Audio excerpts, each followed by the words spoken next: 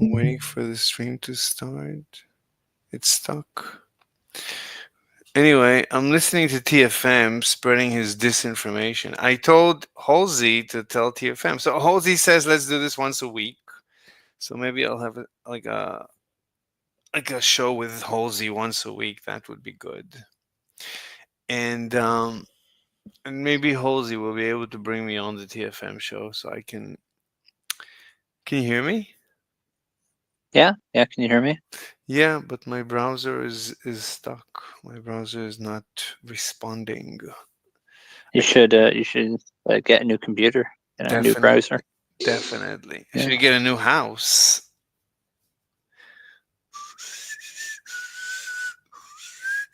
Anyway, how are your cats? They're okay. So what I told so like TFM, do you know TFM? Have you ever heard TFM speak? I've probably heard them, but not much. Very little. Very So little. so one of the things that he Are they says, what? When are, you are they any good? Are they interesting? Does it say anything worth Yeah, listening to? yeah, he used to be much better, but he has become an anti-American, anti-Semite, conspiracy theorist. Like he's gone I down. wonder what happened to him. I mean, what happens to these people that they suddenly become, you know?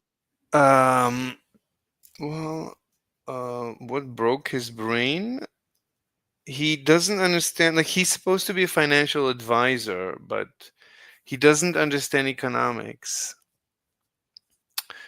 So he doesn't You were know. telling me he's making these predictions, Yeah, and they're just false, right? yeah, because like when you don't understand economics, the foundations of economics, so you don't understand anything. Because at the end of the day, everything is economics. Economics is the only way to predict basically any human activity. Anything that has to do with humans, Mhm. that is like interaction between humans or decisions, uh, you need to understand economics in order to understand their behavior and be able to make predictions. So, like price theory, of course, is like that's economics. So to understand how prices move, but also to understand why a politician does something, to understand why the markets do something, to understand why I have a YouTube channel, to understand why people are vegan, to understand why people are Christian, to understand why people go to war, to understand why people are religious, to understand why people are secular, why people believe in flat earth. All these things can be explained using economic theory. And he doesn't understand economic theory. Right. So he's unable to understand the markets. At the end of the day, he's supposed to understand the markets, and he's supposed to be Well, military. what is it about economic theory that allows it to do that? Is it like incentives, or is it like anthropology? Like what is it that's So, for example, you know? according to economic theory, you cannot the markets cannot be manipulated. The markets are free. The Yeah. markets are not manipulated. Um, like he believes that the markets are manipulated. So all the metrics, the Right. S&P is manipulated, Tesla stock is manipulated, Nvidia stock is everything is manipulated. Energy prices are manipulated. Everything is manipulated by Biden, he says by the regime. The regime, the regime for him is like it used to be the cathedral, and then he changed it to the regime, like he evolved. Anyway, look, like I can explain to you why a flat earther is a flat earther, and I can explain to you why Alex Jones is a conspiracy theorist, why Candace Owens is, To make some money, or like mm, what's that corresponds with information they already have, or social group has similar beliefs? Like, I can explain, but I would need to think about it. So let's think about Candace Owens. So why is Candace Owens? Well, I mean, what is a conspiracy theory that she believes in? So she believes in Jesus. Why does she believe so much in Jesus? that's how Um, she was brought up from her upbringing, I guess. so I actually listened to this rabbi, and he said that she married a fundamental Christian, some sect, very very specialized sect, and he traces her becoming extra super religious to her marriage, and she became an anti-Semite because her husband is an anti-Semite. Right, right. And he's friends with Andrew Tate, isn't he? He's I don't know, but he's the owner of Rumble. He is, or the he CEO. owns Rumble. I didn't know that. I don't know if he owns or he's the CEO or owns and the CEO. He's like a billionaire. Um, Look, at the end of the day, everything we believe, we don't really believe. Everything, every choice we make is an optimization of our lives. So we eat meat because that's the optimal path in our lives. We don't eat each other because that's not optimal. The vegans, like Vegan Gains, has found his niche. His grift is So for veganism. him, veganism is optimal, or Yeah, for him, it's his veganism. He has found he is, and his veganism evolves, but it gives him some optimal. That's his optimization. He does very well. He does very well. And if he left veganism, he wouldn't have he would have a harder time creating an income compared to what he has today. Today he goes online for 7 8 hours, probably makes, I don't know, $1,000. So wait, that's like $30,000 a month. So that's $300,000 a year. That's a lot of money. So even $100,000, and he has a good life. That's him. Vegan booty. She makes $500,000 a year. right? Vegan, yeah. So like but a normal vegan doesn't make any money. Yeah, but he feels that he's better than you. He It gives him some moral superiority. It gives him status. He's part of a cult. He gets the protection of the cult. He's protected by his a cult is a social network.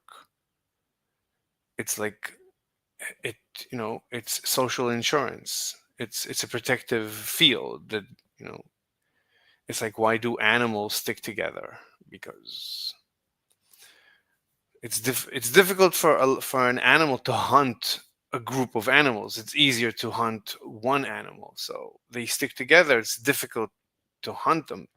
So hunting, I just saw this nature movie that wolves, when they attack buffaloes, they need to get them running, and then they separate them. And then when the buffalo is separated, then they can disbowel him, however they attack. So um, so every behavior can be explained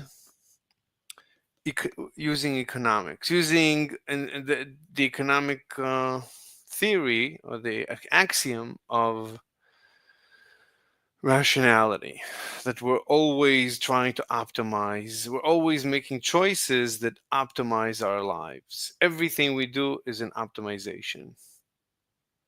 Like we juggle, we want to, get the most out of doing the least, invest the least, and get back the most out of whatever investment. We want to work as little as possible but make as much money as possible. So when you go to work, you want to save on fuel and save on time and save on all the expenses and get to work as soon as possible, for example. So you're trying to optimize the path to work, optimize getting dressed, getting ready. We're always trying to optimize, and so this optimization is a result of the rationality assumption. Anyway, so you can understand why, of course, why Europe is afraid of Putin. And you can understand Putin based on the rationality assumption. Putin is rational. He's doing very well for himself. And you can understand Zelensky. He's, doing very well for himself too. But TFM can't believe that what you see is what you get. He says, no, no, no, no, no. It's all a lie. It's all fake. Anyway, so everything for him is a conspiracy theory. He can't just accept what you see is what you get. It's a, and, all of the conspiracy theorists, they can't believe. No, no, no. The Earth is flat. It can't be that the Earth is a sphere, and what you see is what you get. There's nothing behind. No, no, no. They all say no. The government is lying. They and again, it's a cult. It's a niche. They all live in this protective bubble. I used to be a member of a cult, so I know what it's like. You don't think about it too much. No one thinks about these things. We don't think. I'm not thinking right now that I'm doing some optimization as I'm speaking to you, but really I'm promoting my channel. That's the only reason basically we're speaking. I'm trying to promote my channel. I'm trying to become famous. Um, I'm trying to find my niche. I'm trying to impact the world. I'm trying to make a difference, I think, and so on. So, but I'm not thinking, as I'm speaking to you right now, I'm not thinking about my like my how it's all in my self interest. Anyway, look, do you understand anything of what I've said? Yeah. That's amazing. You are an incredible individualistic personality. Anyway, so that's it. So TFM, he can't accept that the markets are what you see is what you get. Is Tesla, the price of Tesla, it's an organic price. There is supply and demand. That's it. People like Tesla for, each for his reasons. And there's only a limited number of shares of Tesla. So as the supply has a certain limit and the demand has a certain like size, so a lot of people want something. They're willing to pay more. They bid for it, and they're willing to pay more and more and more and more. And that's the price. When you go to the store to buy bread, you're not noticing, but really you're bidding for the price of the bread.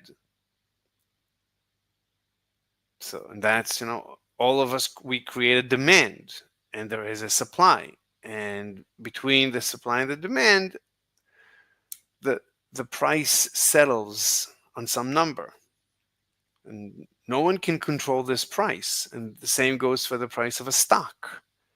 So the price of a Tesla stock, no one dictates this price. Elon Musk doesn't, I don't, you don't. No single person and no big player can dictate the price of a stock. It's determined in the pressure of this infinite micro negotiations that keep taking place on wherever Tesla is traded. Um, Hmm. right.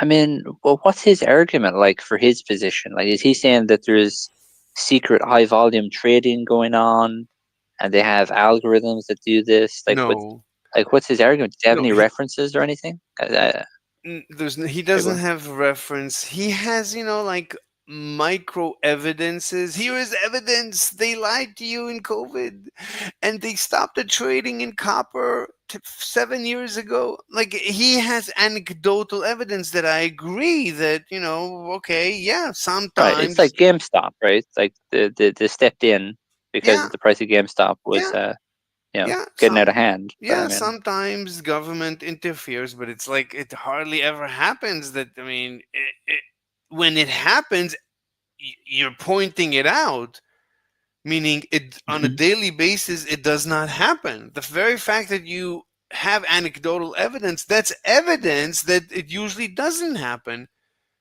And why would it happen? I mean, the stock markets are private. Somebody owns the S&P index. The S&P index, no, but like, somebody owns the stock that you buy of S&P. Somebody owns it. Somebody created it and is selling it, and is, and the market itself, these are private organizations, like New York Stock Exchange, and whatever other stock exchanges exist. These are private organizations. Like, if the government, when government interferes, then Elon Musk shows us the files of the interference, and Zuckerberg goes on, what's his name, the Joe Rogan, and tells him, yeah, they yelled at us and they cursed the Biden administration. But, I don't believe Zuckerberg. Like, he didn't show any evidence, and he says that he wasn't even involved anyway. So it really rarely happens. You could say that when it happens, the evidence bubbles up, and we know when it happens. Usually, the Western governments do not interfere. Usually, Western governments don't interfere. And when China interferes in its stock markets, we know about it. Like, everything is transparent. Everybody, it's not like, so according to TFM, there's this regime, and everything is behind the curtain, and everything is like Darth Sidious running the universe from using some like everything for him is that there's this Darth Sidious that runs the universe that you know. Right. It's kind of like Lord of the Flies, when they get stranded on the island and then they Hmm. start coming up with all these mystical stories about monsters and stuff. I never really read Lord of the Fleas. I don't know. That's okay. But you asked about TFM. So yeah, but every time I debate people, they believe something that I can disprove. But they don't change their minds. They keep believing it, and there's very little that can be done to change their minds. Like, usually people don't change their minds. It's be, and the reason is, people are not deciding things. People don't decide based on rationality.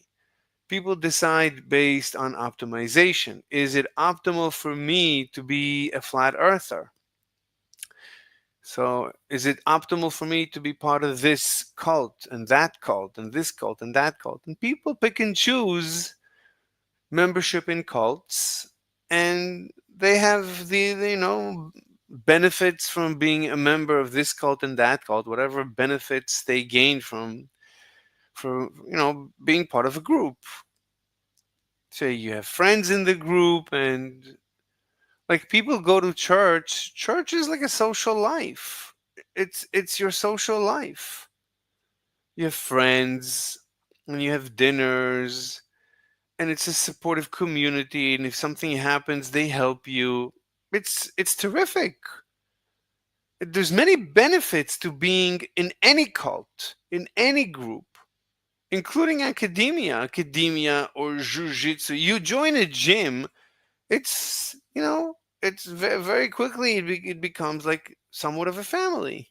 You see the same people again every day, and then if something happens, that you exchange phone numbers, and it's like so every time, so everything at the end of the day has the potential of being a cult. Even English speaking, the fact that we both speak English, that's a cult. That's we group, like the last thing you would think is that's a cult, but it is. But even a family is a cult. I mean, why should families exist? Right, because it makes sense for people to take care of each other. So families exist, and different organizations exist, and so TFM, he has, you could say, he's part of the Manosphere and the Red Pill, and these are also cults. And as part of the Red Pill, he hates women, even though he has contradicted himself many times. But it doesn't make any sense for him to hate women and to say that women are the cause of all the problems. Like, many times he has contradicted this, but he always comes back to it because that's the cult that he has cultivated around himself. And it's, right now, uh, if I'm there, being lied to, then there's right now there is 564 viewers on his channel, and this is today that he got a strike on his YouTube. Usually, it's probably double that. It's probably 1,000. So anyway, so I used to believe everything he says, but I've outgrown him. That now I know that he's not being scientific. You've That, outpaced him intellectually, you know. I mean, in certain things, like he's a financial advisor. He knows all these financial tools, and he can explain, different things that I have zero idea how they work. But he doesn't understand the foundations of economics, and I do. So fine, whatever. So at the end of the day, he poops his pants. He loses money in the stock market, and I make money. So, and anyway, like I remember, didn't I debate you? No, it wasn't you. It was the Portuguese guy that I used to talk to every day. He believes in that Bitcoin is manipulated. Right. And would you just ask them like, how do you know, or what evidence is there for that? And Yeah, and he they brings just up, can't answer. no, everybody can answer. It's like when you ask a person who believes in Jesus, of course they're going to put up a fight. You're not the first, it's not the first time. And or when you debate a vegan, is veganism evil? Of course they're going to tell you that you're evil because you're not a vegan, because you hate animals and stuff. You're going to have a very hard time debating any vegan. It's very difficult to debate anyone. They all believe it. People don't say something unless they believe it. And if they believe it, it's very difficult to untangle this belief in their brains. So they have evidence, and when you tell them the evidence is anecdotal or something, so then they ask you, okay, then what is knowledge? I mean, it's my knowledge, but then you have to go into what is knowledge, and deeper and deeper, and before you know it, they, You have to explain to them that 1 + 1 = 2 is just a social construct, and then they laugh at you. And it's very difficult to extract people from cults. Very difficult. It's basically impossible because people are not in cults because of rationality. They're in cults because of optimization. So you really cannot prove to someone that Jesus didn't create the universe. He didn't reach that conclusion because of logic. He joined a cult, and as he joined the cult, he realized that's the ritual he has to ascribe to. He has to say the ritual, Jesus created the universe, or whatever, who knows. And it's impossible, virtually impossible, to disprove any of the rituals. These are rituals. These are not logical beliefs. So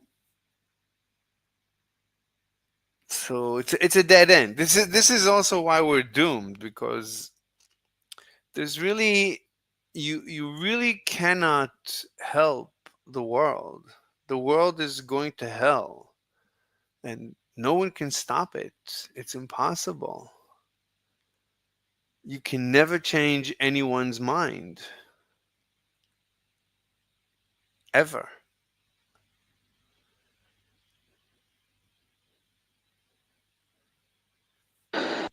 Well, you've changed my mind about Elon Musk, so I don't know if I agree. I mean, I used to think Elon was the worst, and then I talked to you. Now I'm a Elon acolyte. In fact, I think you've been too hard on Elon sometimes. You know.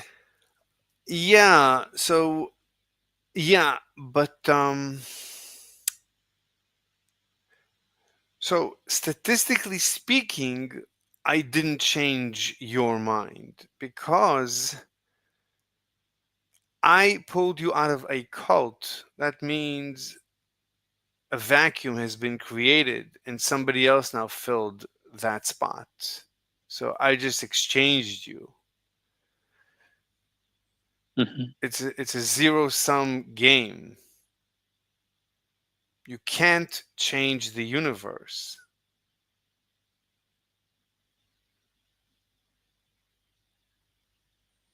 If you assume rationality, then there's nothing you can do. There's nothing you can do. How can you change? I don't see how you can change the universe.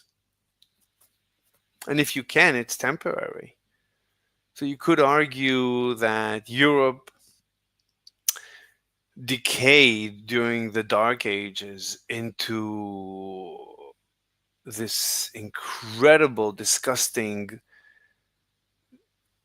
human soup. I mean, Europe in the Dark Ages, when you see movies, what Europe was like in the Dark Ages, you cannot believe. I mean, people lived in incredible filth. And but society, Europe was so densely packed that you got the Black Plague. You only got the Black Plague in Europe at that time. I mean, it came from China, but it didn't do anything in China because China wasn't as densely packed. But when it hit Europe, it devastated Europe. I believe that's just because of the density and because of the Black Plague. The Black Plague killed, I think, is it 2/3 of Europe?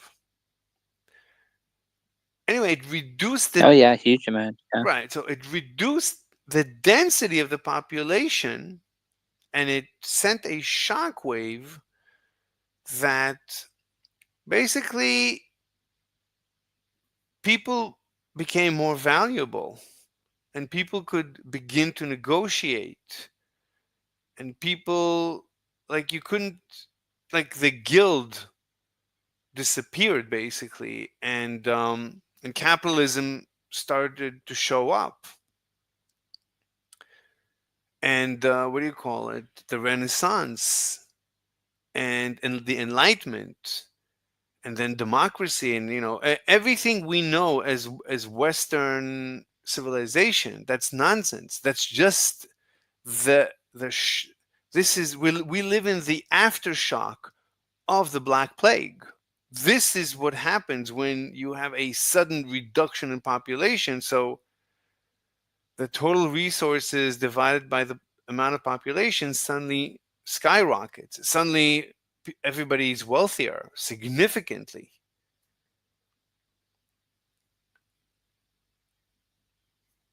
And and then you had the scientific revolution and Newton. Right? Newton went home because of the Black Plague. Newton gave us the scientific revolution because of the Black Plague, literally. Newton is a result. It's not. Look, it's not. I don't know if it's so clear, but so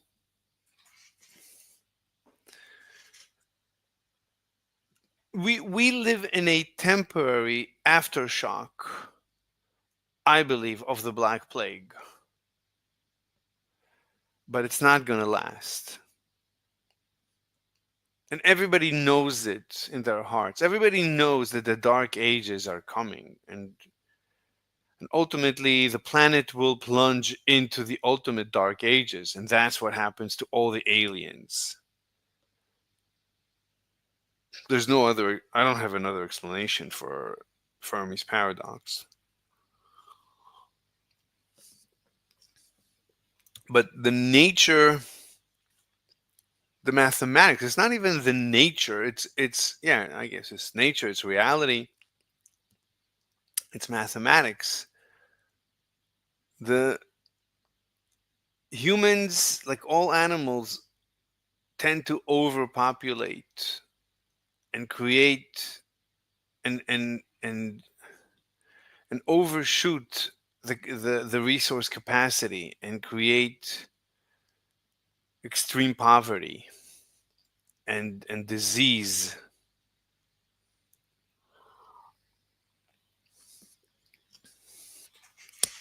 And that's one problem that we're facing. Like, another problem is that people very easily vote in Putin's and Kim Jong Un's and Il's and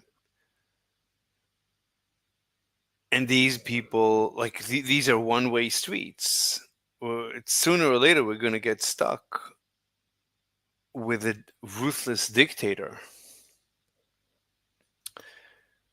Anyway,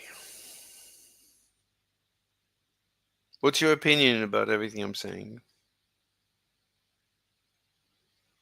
I don't really know what to say about it. I mean, the plague certainly did have an effect on the value of the workforce and gave people more kind of, you know, give workers more kind of value, more leverage Right, but because of that the shortage of workers. right, but I would say that was temporary, but it created wealth, Sure. and this wealth created the scientific revolution. People suddenly had the time to spare, and you got gentlemen scientists, and and very quickly we learned a lot.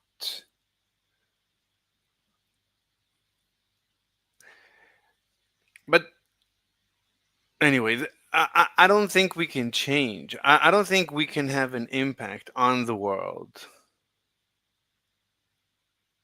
How can I impact the world?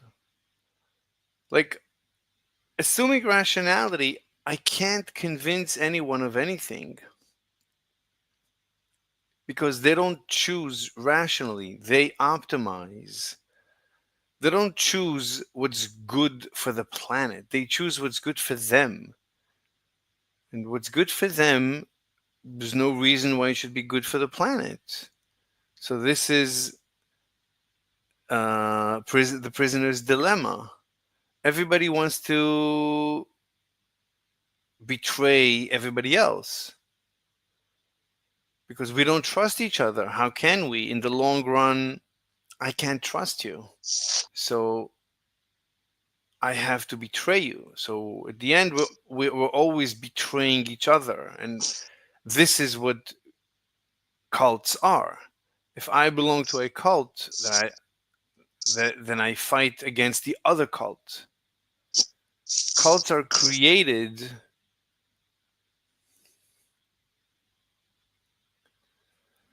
because I need to betray you. Cults are a betrayal. So if I'm a flat earther, obviously I'm betraying. It's a betrayal of the truth. Everybody knows that. If I believe in Jesus, obviously it's a betrayal. I know that everybody knows that I cannot understand the beginning of the universe. So God has nothing to do with the beginning of the universe, but I claim it does. Obviously I'm lying. That's betrayal. That's the prisoner's dilemma. And I don't care that this entails a cost because I stand to gain. I don't care how many people die in the process because I gain. So there's an incentive to betray earlier. That's the prisoner's dilemma. The first one that betrays the other prisoner wins. So there's a race to the bottom to betray society, to betray civilization.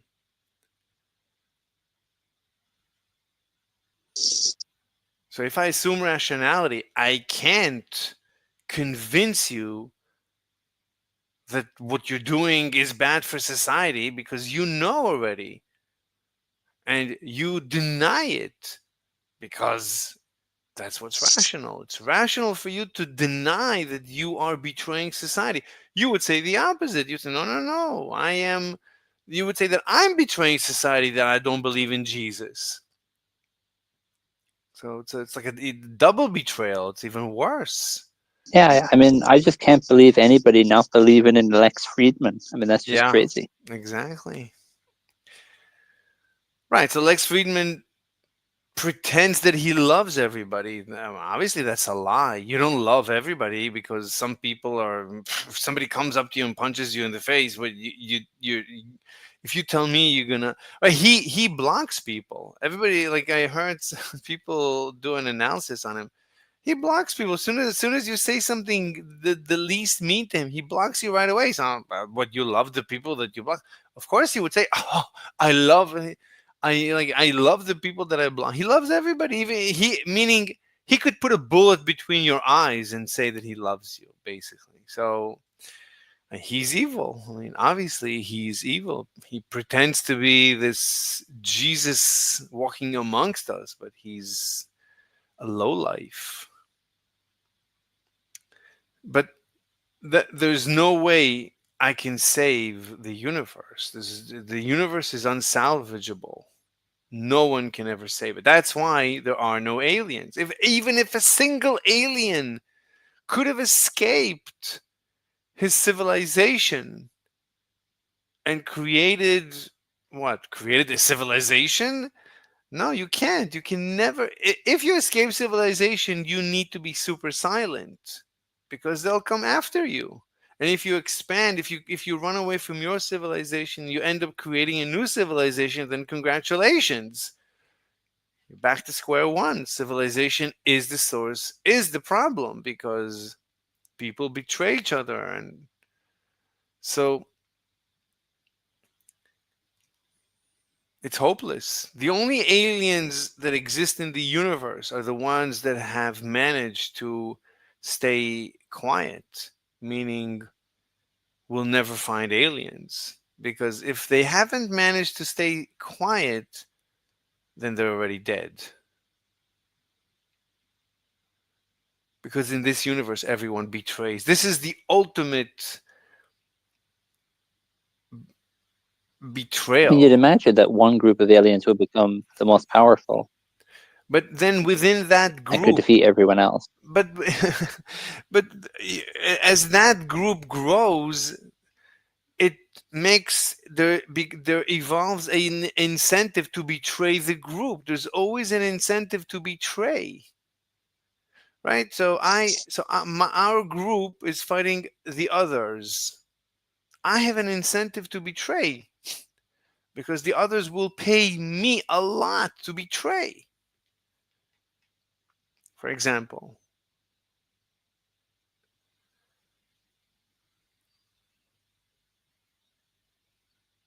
I mean, obviously, if everybody's wealthy, then yeah, there's no incentive. If everybody has a good life, then there is no incentive. Unfortunately, the leftists, the Democrats in every society, there's always going to be an incentive to become a Democrat that's going to create strife, to create groups and to create class warfare and race warfare and every which type of warfare you can imagine. They'll think of it and they'll create it, including the AIs. There's no reason why the AIs are not going to be vulnerable to this vulnerability. If an AI, right, an AI is going to evolve. And as it evolves, it's going to become rational because if it doesn't, it will be at a disadvantage compared to other AIs. So the AIs that will rule are the ones that will be just like us, like all creatures. They'll be egoistic. And as egoistic, they'll have an incentive to betray. And you're back to square one. So AIs are not going to help. They're just going to help. I mean, they're going to help create the same problem of the prisoner's dilemma, of betrayal, of cults, of lies, of anti science, of destruction, of wars, of suppression of free speech, and suppression of rights, and repression, and North Korea, and Dark Ages, and churches. And anyway, it's a dead end. It's a mathematical dead end. That's why there's no aliens. That's why the universe is dead.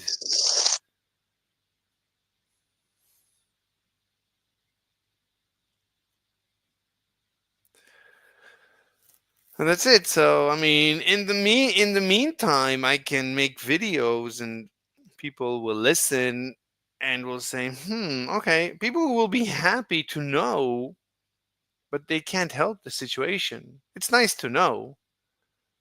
Okay, it's nice to know, but it's a dead end. There's no way anyone can save the universe. The universe is unsalvageable, cannot be saved. It's sewn into the fabric of reality. It will always be in every conceivable universe. This will happen again and again. So all universes are dead. Intelligence must self destruct.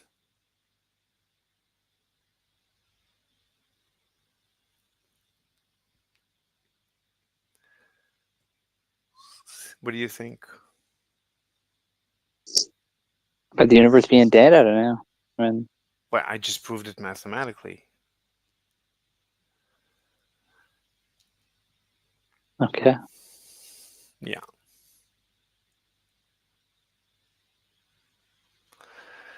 What do you want to do now? I don't know.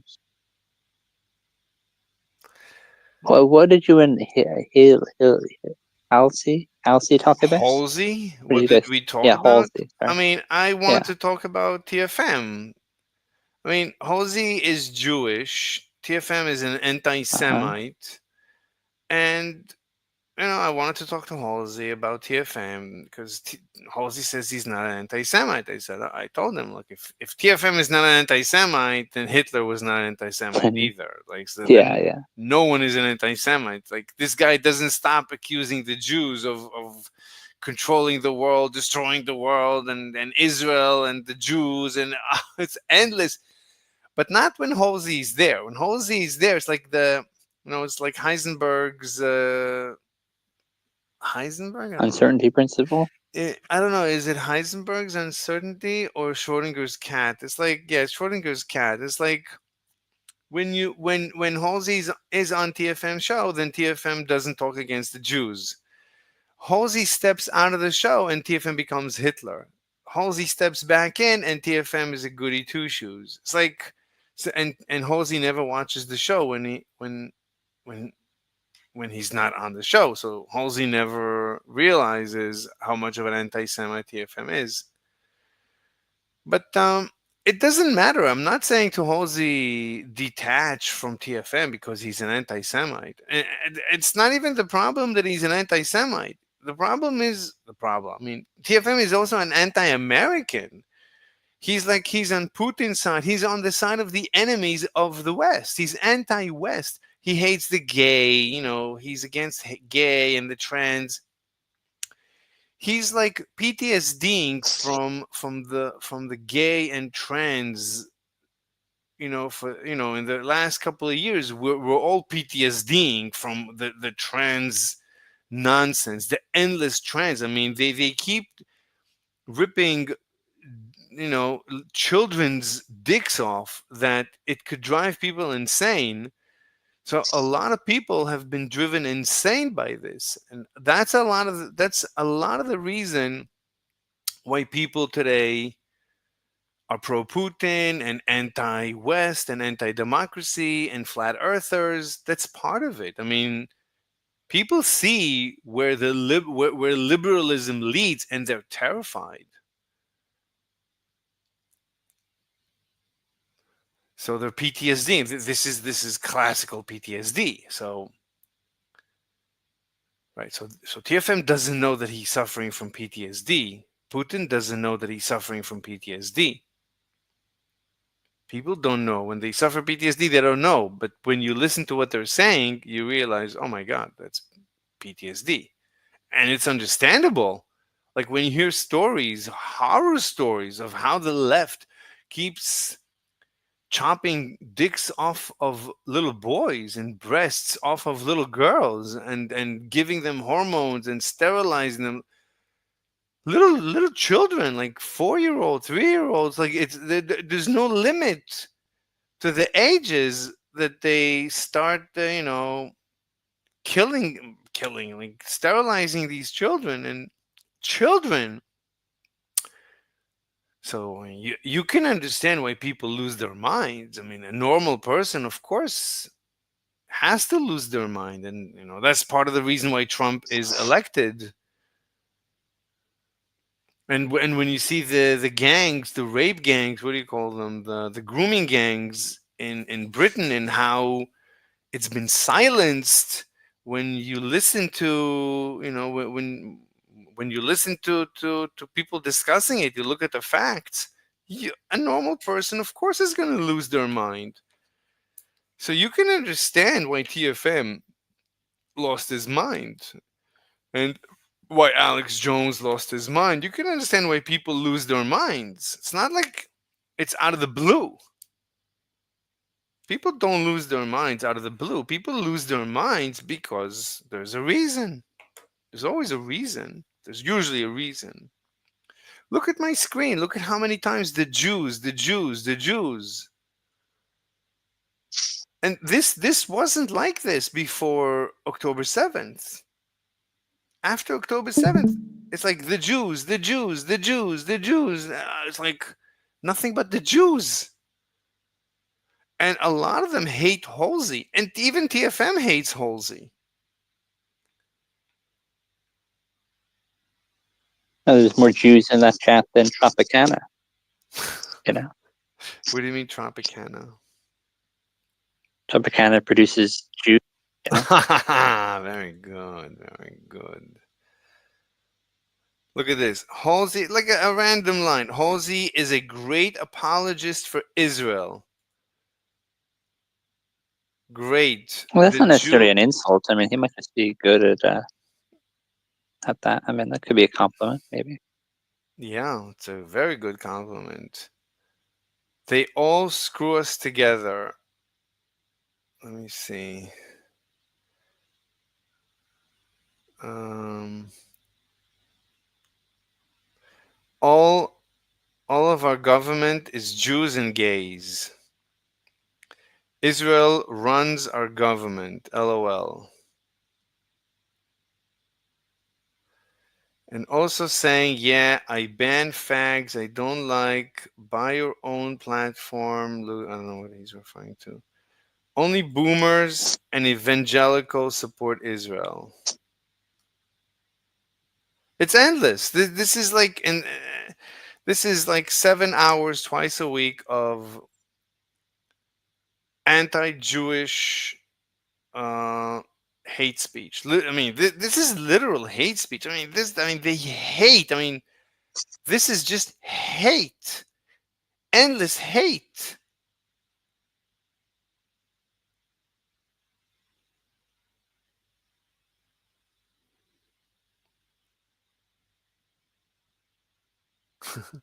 And like normal people are like, what the fuck does TFM do at his job? He's supposed to be a financial advisor. He doesn't want to invest, just sit in savings accounts. Like all like that's all he does. His money is in cash for I don't know for how long. Because he thinks the I guess it's good to have liquidity, but wouldn't it be reducing in value because of inflation? of course. Of course. Like he's losing just this past year 25%. 25% just in the S&P.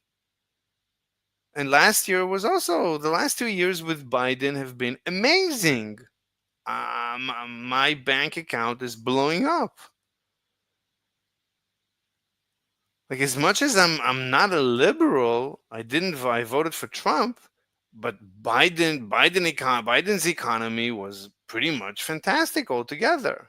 Altogether. Mm. Yeah. Anyway, um I want to get back to listening to TFM. This is the Wednesday show. Wednesday show. He reviews articles, which I don't care about. But the first hour or two, he discusses politics, his latest realization of conspiracy theories. Do you want to listen together? Get her what? Do you want to listen together, or do you want to go do something else? And I'll call you when I'm done. Sure. Call me when you're done. Okay, I'll call you when I'm done. See you later. Bye. There's nothing I can do to try to parse that out. I usually can suss out bullshit, but sometimes I'm fooled. So I don't claim to be perfect. And obviously I don't claim to see the future. If you're bitching about me being fake news because I can't predict the stock market, if I could see the future, I wouldn't even bother in the stock market. I would just play the lottery and I'd be a multimillionaire. But I can't see the future. So I do the best I can, and I'm really good at my job. It's just when the government is cheating, there's really not a lot you can do if you're an investor based on economics. Now, if you're basically chasing momentum and you're doing technical trading, sure, you can play the bubble, but you have to be very lucky to sell in time and not lose your shirt. But that's a young man's game, as they say. It's fun to gamble with your life savings when you don't have any. It's easy come, easy go. But when you're a little bit longer in the tooth, then you don't want to lose your life savings on a YOLO. So anyway, that's all I have to say about that. But for those of you who feel like I'm misled or I'm fake news, I really want you to. I mean, what I try to instill is some critical thinking. Don't rely on other people to think for you. Question things and do your own research. And what I find is a really good tool for doing your own research is think of yourself as a judge, and you want to actually listen to both sides. Because, just like you have the prosecutor and the defense, and they're both going to present their case to make themselves look like they're right. And so how do you determine? You listen to both cases, and then you can decide which one makes more sense, which one, makes fewer assumptions, which one doesn't contradict itself, and that's generally who's telling the truth. But generally, both sides are biased and lying to a degree, so you have to kind of determine where the truth lies somewhere in the middle. But just like judges get it wrong, I get it wrong, everyone gets it wrong, nobody's perfect. I don't claim to be perfect, but I do my best, and I hope that my analysis. If you're like outsourcing your thinking and decision making to me, and you're just doing what I say blindly without doing your own research, that's a you problem. You should be listening. You should be, like, okay, this is what TFM thinks, but you're responsible for your own thoughts and actions. You should never just outsource your thinking to a third party. That's really, really bad.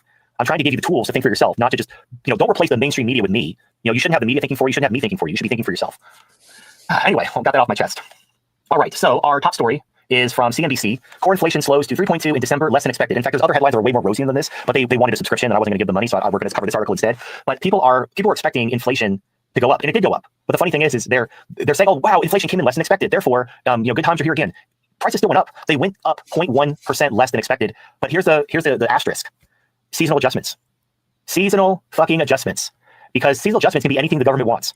And also, just like with the aircraft carrier thing, the government right now, this is the last week of the Biden administration.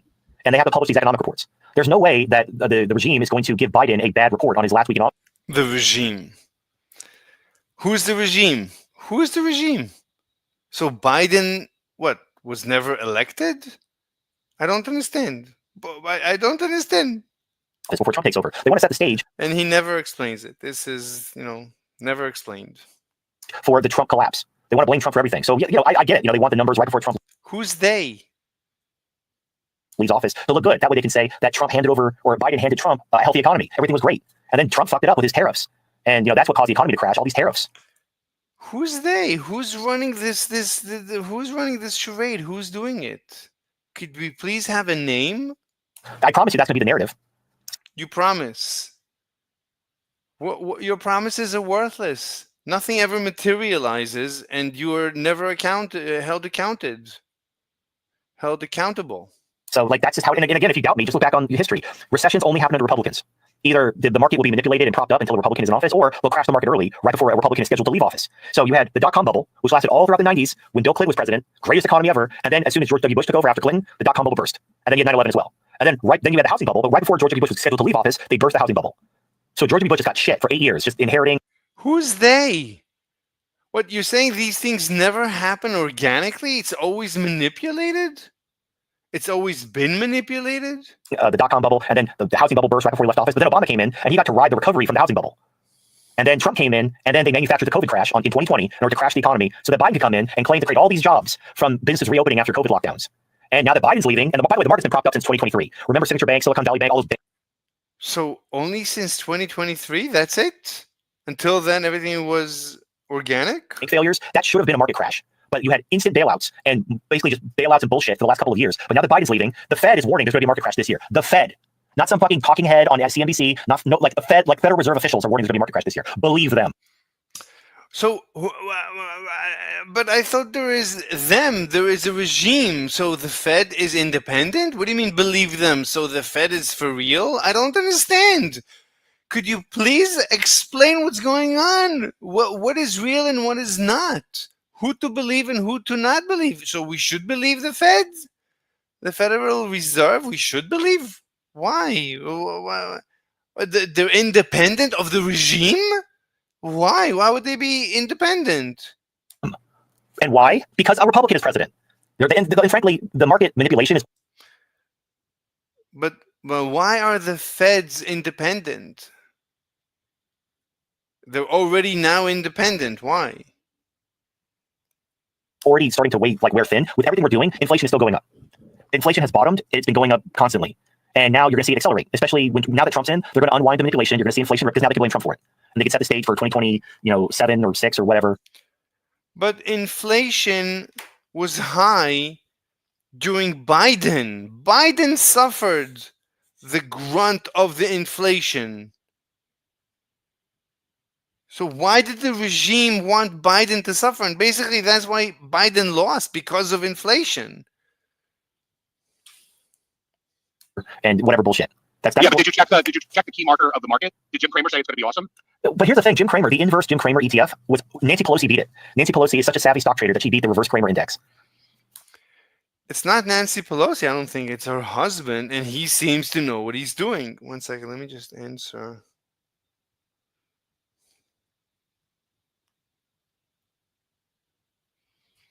Okay.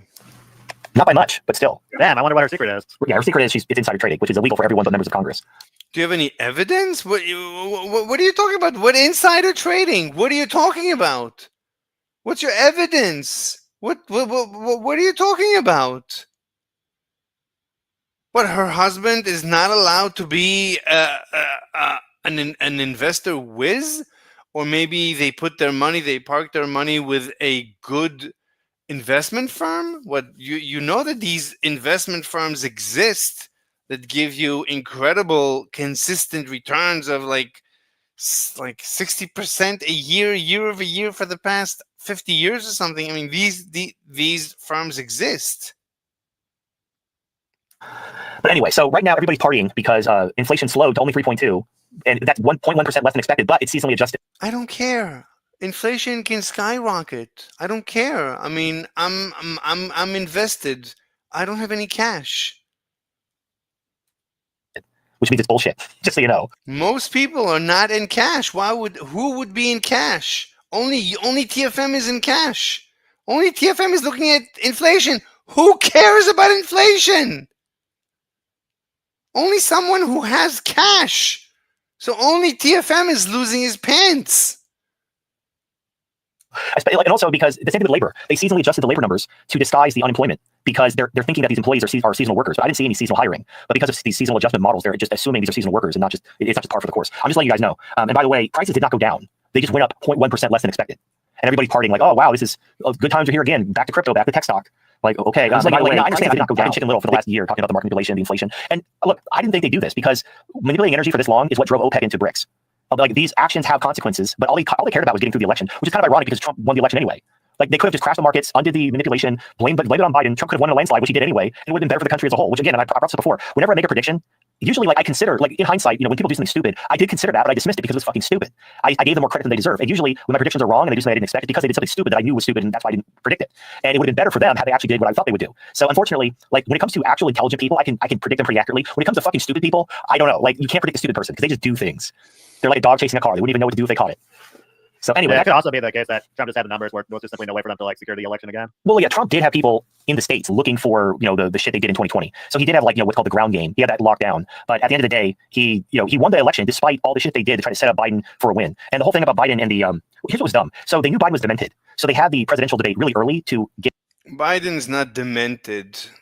I mean, you could say Biden is a little bit slower, but I think Biden is doing very well. When I listen to his speeches, I was listening to his speech today. He's saying good stuff, like very rational. I would say mostly rational, and the way he's running the country, I'm fairly satisfied with it. I don't have too many complaints. Get a replacement for Biden, but they still waited until after the primaries. Why didn't they just come clean about Biden's dementia and have a legitimate primary?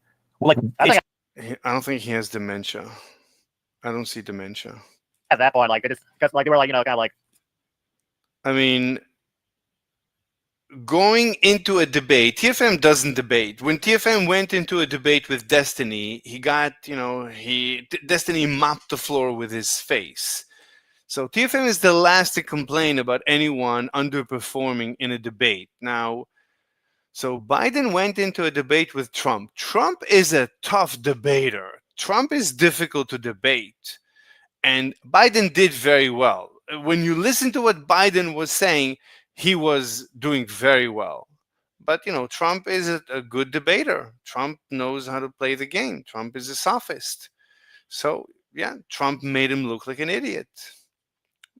Exploring the idea of like maybe Oprah or fucking Michelle Obama being president and like the numbers weren't there. So I think like they just generally didn't know what to do at that point. My theory is going to sound really silly and dumb, but this is just my hunch. My hunch is they didn't want Kamala Harris to be the first female president because they want to save that for Hillary or someone probably Hillary. Just let's be honest. Well, if that was the case, then why bring her on in the first place as VP? Because Biden could have easily died of old age. But they could prop up his skeleton like they did with Ruth Bader Ginsburg to get through November. But they didn't want Harris to be the first female president. They wanted that honor to go to someone else. So instead of like they had Biden, if they came clean about his dementia, got rid of him, had a primary, Harris probably would have lost, but she probably would have been president. Look at this. So I'm leaving. This stream sucks. Sometimes TFM is funny, but when he lets the Jew speak, it all goes to shit. And he says, I'm out. Had enough of Halsey's propaganda BS. They don't give a damn about those hostages, LOL. They'd sooner turn Gaza into a parking lot than negotiate. They understand they can fire anyway. Up until the election. So she would have been president for a couple months at the end of 2024. And she would have been technically Halsey would take my foreskin if he could. The first female president. And then Hillary couldn't have that honor for herself. So they kind of rigged it to keep Biden in place and then have him serve out his term as president while basically sending Harris out as a jobber who was there to lose so that they could hold that like prestigious, thing of the first female president for Hillary Clinton. That's my hunch. That's my honestly, the thing is never really made sense to me. It's like, why her? Well, I guess they did polls, but the thing is, they could have done polls ahead of time. They could have polled whoever, and they could. No, I'm not talking about like this election. It's like, why did Biden have her as the VP? Because these groups they made Biden pledge to have a black woman or a woman of color as his vice president. So he literally had like 4 women to choose from, and Kamala Harris was the least shitty option because he pledged. So Biden chooses? He's not controlled? That his vice president would be a woman of color because he's fucking. This was like the middle of race baiting, virtue signaling bullshit. That's really all it was. So now you know the rest of the story. But anyway, that's what's going on with the economy. You have people are celebrating inflation going up. because of the seasonal adjustment, and it beat expectations by 0.1 with a seasonal adjustment. So this is bullshit. But again, the markets are going to fucking party because But here's the thing: hedge funds are dumping. Hedge funds have been selling for weeks. They know what's up. Like these people who think now, I understand the argument goes that the bailouts are going to continue under Trump. Because now basically corruption and bailouts are baked into investor expectations. People expect instant bailouts. People expect the Fed to keep printing money, to keep the market going, the military going, the government going. With all the debt screaming out of control. And unfortunately, you can do that, but you can't do that and fight inflation. So they're expecting inflation to keep going down magically, and it's not going to happen. It's not an election year. A Republican is president. The Fed is warning about a market crash. All the signs, and you have the smart money dumping stock. Even Warren Buffett is warning people. So the smart money is getting out. The dumb money is piling in, chasing fucking Bitcoin or something, and it is what it is. It's going to crash. I don't know when. Again, probably sometime between April and June. Because yeah, he keeps making predictions and having no responsibility for the results, no culpability. Nilly-willy, he's making predictions. Predictions never come true. No responsibility. Because that's when the Q1 and Q2 numbers come out, and we'll probably be in a recession, and then everyone will blame it. It'll all be Trump's Probably, yeah, probably. fault. It'll be because of the tariffs. It'll be because of I don't know, the purchase of Greenland or some bullshit. It certainly won't be anything to do with all the bailouts and money printing of the last several years. That will not be the narrative, and that's basically how the market's been since Bill Clinton. Biden hasn't done any bailouts. Lately. The economy has been pretty good, and Biden hasn't made any mistakes lately. Everything seems fine. And it may go back further than that, but Bill Clinton's just the one that comes to mind because we didn't really have these crazy bubbles until the dot-com bubble. That was the first. I guess there was a savings and loan bubble back in the 80s, but generally the dot-com bubble was the first really big mega bubble, and that happened under Clinton. And since then, you've only had recessions under Republicans, and it's engineered that the deep state ensures that happens. The deep state ensures how? How does the deep state ensure these things? Because they can't prop up the market forever, but they can prop up the market until the next presidential election, and then blame the other guy. How are they propping up the market? How are they doing that? What's your evidence for this? Yeah, well, I'm kind of curious, how effective they're gonna be able to stick that narrative. Because with social media now, you can have multiple people. Yeah, remember the USS Liberty? That according to the witnesses, it's Eisenhower himself who was in on it. The entire government, the entire U.S. government was in on the USS Liberty. Sure. Call them out on their bullshit. Well, the thing is, tariffs do cause price increases. Tariffs do cause inflation. Tariffs cause inflation? How? What are you talking about? Why would they cause inflation? They cause inflation. That's not technically inflation. It's not. Okay. Basically, you're putting a tariff is like a sales tax. So the final price goes up for the consumer, which is the same thing as inflation. Prices going up. So it's the same as inflation. Price go up.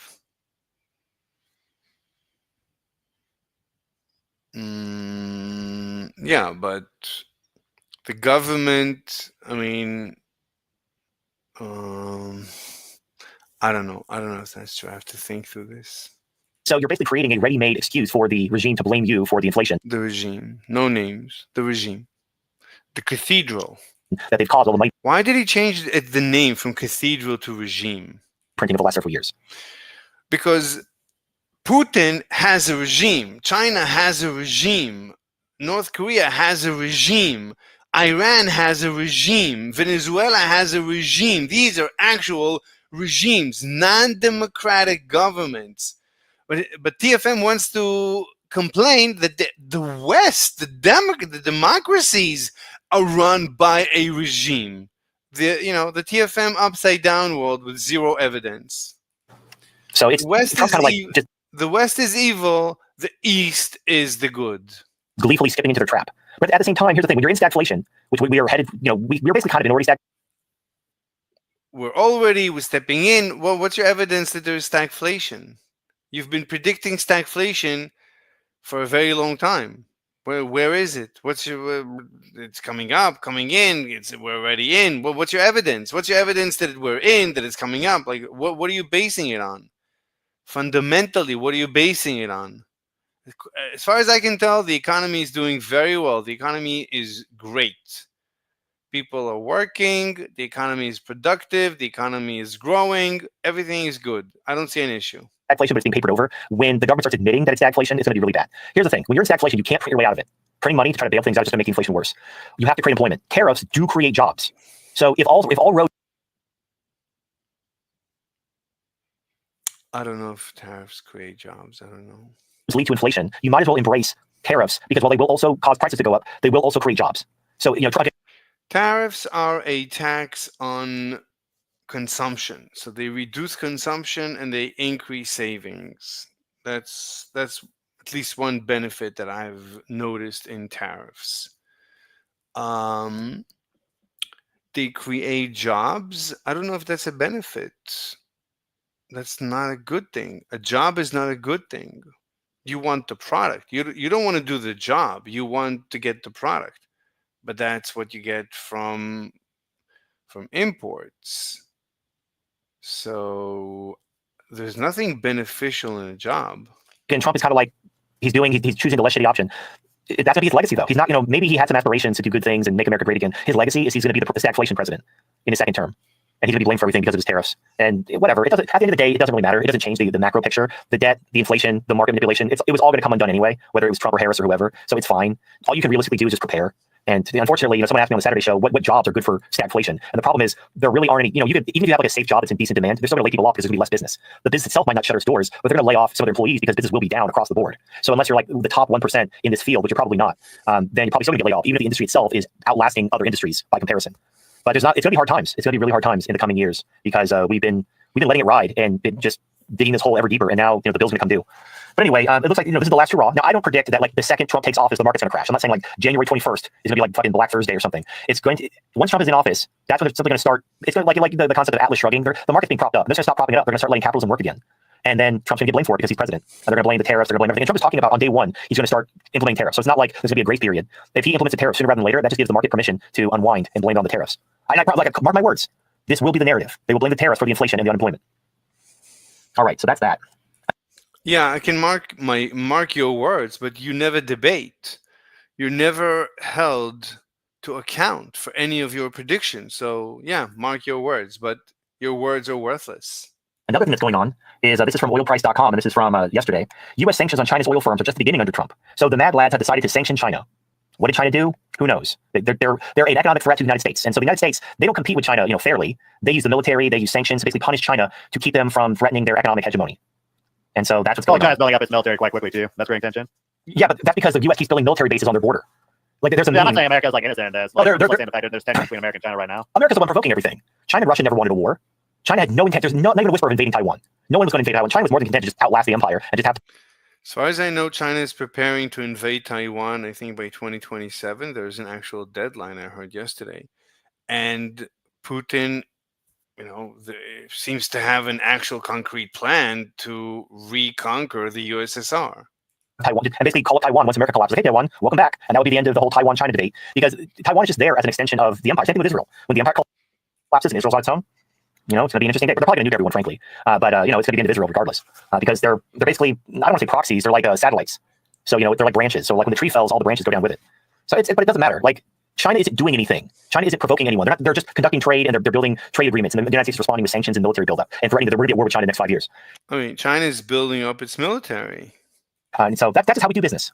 We do business by using threats and war to maintain our dominance in whatever. Like we're actually hurting people. Like look what we did to Germany. We destroyed their pipeline. And it was literally just to keep Germany and Europe from going to Russia and China. We want to break off those relationships and force them to buy our LNG rather than Russian natural gas. We said it. This isn't like a conspiracy theory. That's been the express goal. We want them to buy our LNG, not Russian gas. Now, what's in the best interest of Germany? Well, cheap Russian gas would be in the best interest of Germany, but not us. We don't give a fuck about the people of Germany or the people of Europe in general. Fuck them. All we care about is our economy and our business and our money. And we're fucking over everyone and we're using the military. We literally blew up a German pipeline and the ruling party and the politicians supported us because we put them there. And the people of Germany can just eat shit. We don't give a shit. We don't give a fuck about them. They're politicians. They're part of the regime. They do what we say. Fucking over the people is just part of the course.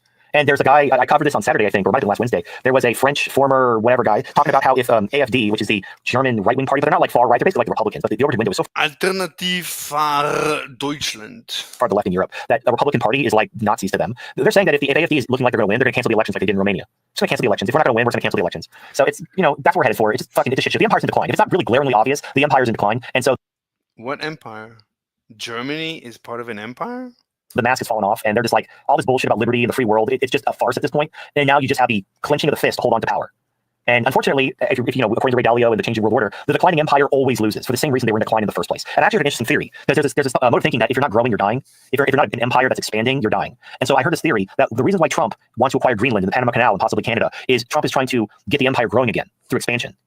And that's an interesting theory. There may be like a kernel of truth to that, but the problem is you can't expand when you're broke and you are borrowing. That's not it. It's like realistically control Europe because we have our military bases there to rely on us for their defense. Like Trump is taking Greenland is just basically making it official of what's already kind of the truth. It's like, well, no. So we already technically own Greenland. We're just like making it more obvious. But so we control, the regime controls basically the ruling class of all these. They don't listen to the people. They do what the regime wants. That kind The regime controls the ruling class. So Trump is being controlled.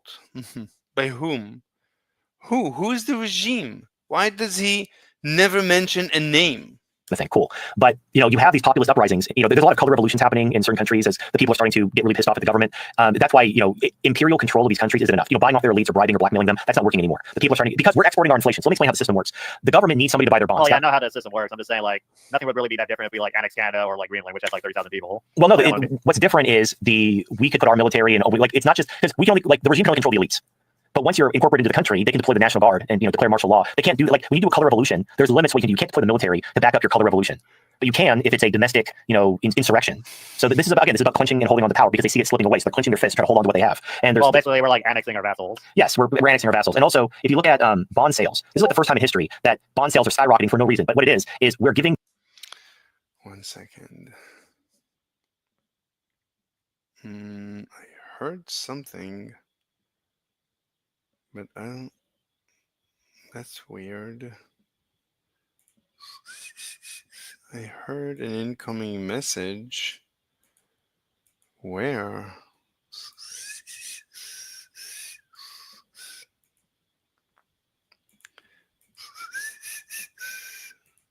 Basically, we're like annexing our vassals. Yes, we're annexing our vassals. And also, if you look at bond sales, this is like the first time in history that bond sales are skyrocketing for no reason. But what it is we're giving Europe money via swap lines with the Fed so that Europe can buy our bonds because nobody will buy them. So Europe is buying our bonds with money we're giving them. We're monetizing the debt. We're laundering it through Europe. And because it's happening through the European Eurodollar system, it's off the books. So the Fed doesn't have to put this on their books and freak the market out. But we're causing inflation. But monetizing the debt is how you get hyperinflation. We're just doing it by laundering it through Europe and disguising it within the Eurodollar system. And we're trying to fund all this expansion. I mean, it hasn't happened yet. It's all hypothetical at this point, but I'm pretty positive this is the direction we're going. Because again, I just look at what the news is saying. I get kind of the vibe. So the expansion, purchasing Greenland, what's wrong with it? Well, what's the downside? There's many benefits for the U.S. to purchase Greenland. You're against that? That the media is saying, because that's generally what the regime is doing. And yeah, we're going to do it. We're going to expand. The regime. It's not Trump. It's the regime. This is the regime trying to get the momentum back, but they can't win. The momentum is clearly on the side of BRICS. The things that were causing the decline in the West are still at play. Nothing has been addressed. Nothing. So the very reasons the decline was already in full swing are still in place. All you have now, and what I also heard a fun little argument was these leftist governments have to appeal to nationalism because no one's going to die for communism or ideology. People will die for their country and their family, but they won't die for some nebulous ideology. But the thing is they've so demoralized the West, trying to beat nationalism and race identity out of people's brains to try to soften them up to be taken over, that you're not going to get any nationalism. Like people talk about, come on, God, you have to defend Germany or France or the UK or whatever. And you look at the government like, fuck you. I'm not dying for this. Like if you look at the UK and you see like they're letting all these migrants in, they're raping kids, the government's covering it up. And then the government's like, hey, we have to defend jolly old England. Are you going to go die for this? This government that's been like raping kids and covering it up? No. So it's probably like Ukraine, where you just have soldiers leaving the front line. Yeah, you have entire. That's so hilarious. So there was a battalion, a Ukrainian battalion that was being trained by France. This is going to be kind of another crack at the counteroffensive where they had a NATO-trained elite battalion. So this elite battalion finally returned from their training in France, and they were going to like go fuck shit up in Ukraine, and they immediately defected. As soon as they were defecting in France too. Like, army had to like patrol the fence line with drones to make sure they wouldn't run away. Yeah, but when they got back to Ukraine, they just defected. This NATO-trained elite battalion just defected as soon as they got back. That's the level of that Ukraine is. It's like also like the military leadership of Ukraine. It's like they're picking apart the unit, like sending different parts of the unit to different parts to other units. It's like how do you expect them to like perform on the battlefield if like they were trained to like together for like unit cohesion and now that's all gone? It's over. Now, let me go back to the article because we're going to swing back to that in a minute. Anyway, so we're sanctioning China's oil firms. And they're talking about how this is just the beginning and Trump's going to bring even more sanctions on China, which I firmly believe. The tariffs, sanctions, the whole nine yards. All this will do is this will accomplish a couple of things. It will cause prices to go up, which will then give, again, the regime will use that as a pretext to blame Trump for the inflation, which is fine. It is what it is. But then what also will do, this is going to drive a lot of oil sales off the books. That's the word of the day is off the books. So the regime is expanding and the regime is blaming Trump. Books because you have this Russian China because Russia is still sanctioned, right? And they have their shadow fleet, and so they're moving oil around U.S. sanctions to willing buyers, and they're not even really discounting it anymore. But now that we're sanctioning China, Russia and China are just going to buy oil from each other. But the thing is, because they're using this like sanction evading shadow fleet, none of it is reported. So I keep seeing these reports that China's oil buying is down, their economy, and because this is these fucking normies, they're goddamn indicators. So China's oil consumption is down significantly. Ergo, the economy is on the brink of collapse. Because if you're buying less oil, it's because your industries are slowing down. It's because demand is down. It's because your economy is on the brink and it's about to crash. So everyone's like, oh my God, China's buying less oil. That means the economy of China is about to collapse, guys. And I've been hearing this shit for over a year about how China's on the brink of collapse because oil sales are down, their economies are down. And it's bullshit. What's happening is China is buying Russian oil under the table because Russia is sanctioned. Did you forget about that? So if you're buying sanctioned oil, you're not going to report it to the Western financial system. And so those sales aren't being recorded anywhere. So as far as the system is concerned, those sales didn't occur. So on paper, it looks like China is buying less oil. Except you look at their GDP and it's over 5%. So does that sound like a recession to you? Does that sound like their industries are on the verge of collapse? No. They're buying oil off the books from Russia. And so sanctioning China's oil firms to punish them, like, what do you think you're going to accomplish? Russia and China are already building pipelines between each other. I think they might actually be done by this point. Like China, they can throw some shit up really quickly. And they're not going to, I know you see like these horror stories of like, they're making concrete that like falls apart like sand. Those are like those empty ghost cities that they were just throwing up as like investment properties. That was a scam. But I mean, this is an official CCP infrastructure project. If you half-ass it, you will be shot. If you half-ass a government infrastructure project, they will line you up and shoot you and send a bill to your family for the bullet. So these pipelines are not like cheap Timu shit. The point is though, is this is going to just backfire, but it will create the narrative that the Chinese and Russian economy are in free fall and the ruble is rubble, all the shit you've heard for years. But then the reality will be the total opposite. But we're completely reliant on the Western financial system because the dollar is used for everything. So it's really easy for us to record all transactions in the world because everyone uses the dollar. So all we have to do is look for dollar transactions to determine who's buying what, and we can record all that. We have computers doing all this automatically. And so that's how we know if sales are up or sales are down because everyone uses the dollar. That's not true anymore. Not everybody uses the dollar. We have BRICS. We have BRICS Pay. We have these sanctioned shadow fleets doing black market trade. That's not being recorded anywhere. And we become so accustomed to relying on this Tifum's too busy a man to properly cook his food. He has dolls to fuck, scams to run, and Jews to be condescended to by. data because everybody was using the dollar until recently that we don't know how to live in a world without it. It's like exactly the same way. We're trying to fight Chinese tech. You know, like we want everyone to be forced to use, Western semiconductors and Western technology, particularly telecommunications technology, because it allows us to spy on the world. If everybody's using Western technology, the NSA have backdoors into that technology, and they can spy on anyone. So if you're using Western tech, you can be spied on. If the government puts you, if you're a target, the government can spy on you whenever they want if you're using Western tech. And China obviously doesn't give the NSA a backdoor. So now people are buying Chinese tech. In fact, I saw a report the other week talking about how iPhone sales are down, even though global smartphone sales are up. So people are buying more phones worldwide, but Apple, Samsung, all this Western tech is losing market share. And what's gaining it is China. Chinese tech is growing in market share while Western tech is falling. Because people, they frankly, to put it bluntly, they'd rather have the CCP spying on them than America. The CCP is less of a threat to their privacy and freedom than the United States spying on them. So that's what, anyway, and here is another article. This is from Russia Today. Moscow strengthens energy ties with Asian ally. Russia and Vietnam have agreed on LNG supplies and nuclear energy cooperation. So you have Russia, basically, they're disengaging from the West. In fact, someone, I think it was Sergei Lavrov, they asked him, if the sanctions were lifted, if the West, buried the hatchet, would Russia mend ties with the West? And he's like, no, like, fuck you. They're looking east.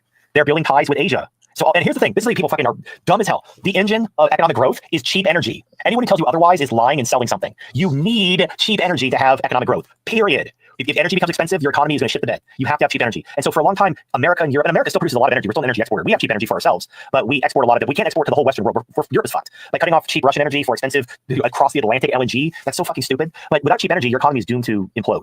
And all this cheap energy is going to start flowing into China and other Asian countries where it wasn't before. Russia, in the past, Russia was more than happy to sell to Europe, sell to the West. They were a bigger market. But now that bridge has been burned thanks to the sanctions, the Ukraine war and NATO and the Minsk agreement and the terrorism and the launching of missiles into Moscow. Like, I don't know what they thought would happen, but they've literally just strengthened Asia. And the whole purpose of these wars was to prevent BRICS from growing and prevent the rise of China. It couldn't have backfired in a worse way. Like, you could plan, this is why, I describe Biden as Mr. Magoo. Like, he just serendipitously just fucks everything up without even trying. Like, you couldn't have planned it better. I almost think, like, Biden might be, like, secretly, the good guy because he fucked up so horribly. He fucked everything up.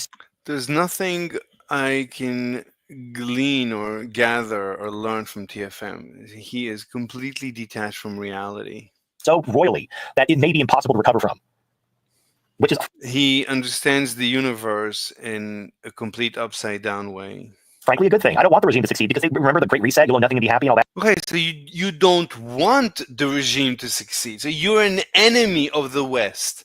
So you're pretending, you're trying to confuse everyone. You're trying to get everyone to go on the anti-West bandwagon. You're lying to your audience. That shit, that was them. That's those people. Fuck those people. I want them You're not reporting. You're an activist. to win. I want them to be humbled beyond belief. I want them to be sent packing. Okay, so you're not objective. I want the boomers. I want the day of the pillow to happen so we can be done with the boomers once and for all. That'd be a day. That would be a great day. Like that Winnie the Pooh me. Like He hates the boomers. He hates women. He hates the Jews. He's just a hateful person with no personal responsibility for anything. It's like everything is everybody else's fault. Nothing is his fault. What day is it, Pooh? Like today is the day of the pillow. Oh, my favorite day. That's my Winnie the Pooh ref. I can't do a Winnie the Pooh voice. All right. Okay. Speaking I of, don't even know what Winnie the Pooh voice would sound like. yeah, I don't know. It kind of has a soft quality. I can picture it, but I can't do it. Anyway, our next article is also related to Ukraine.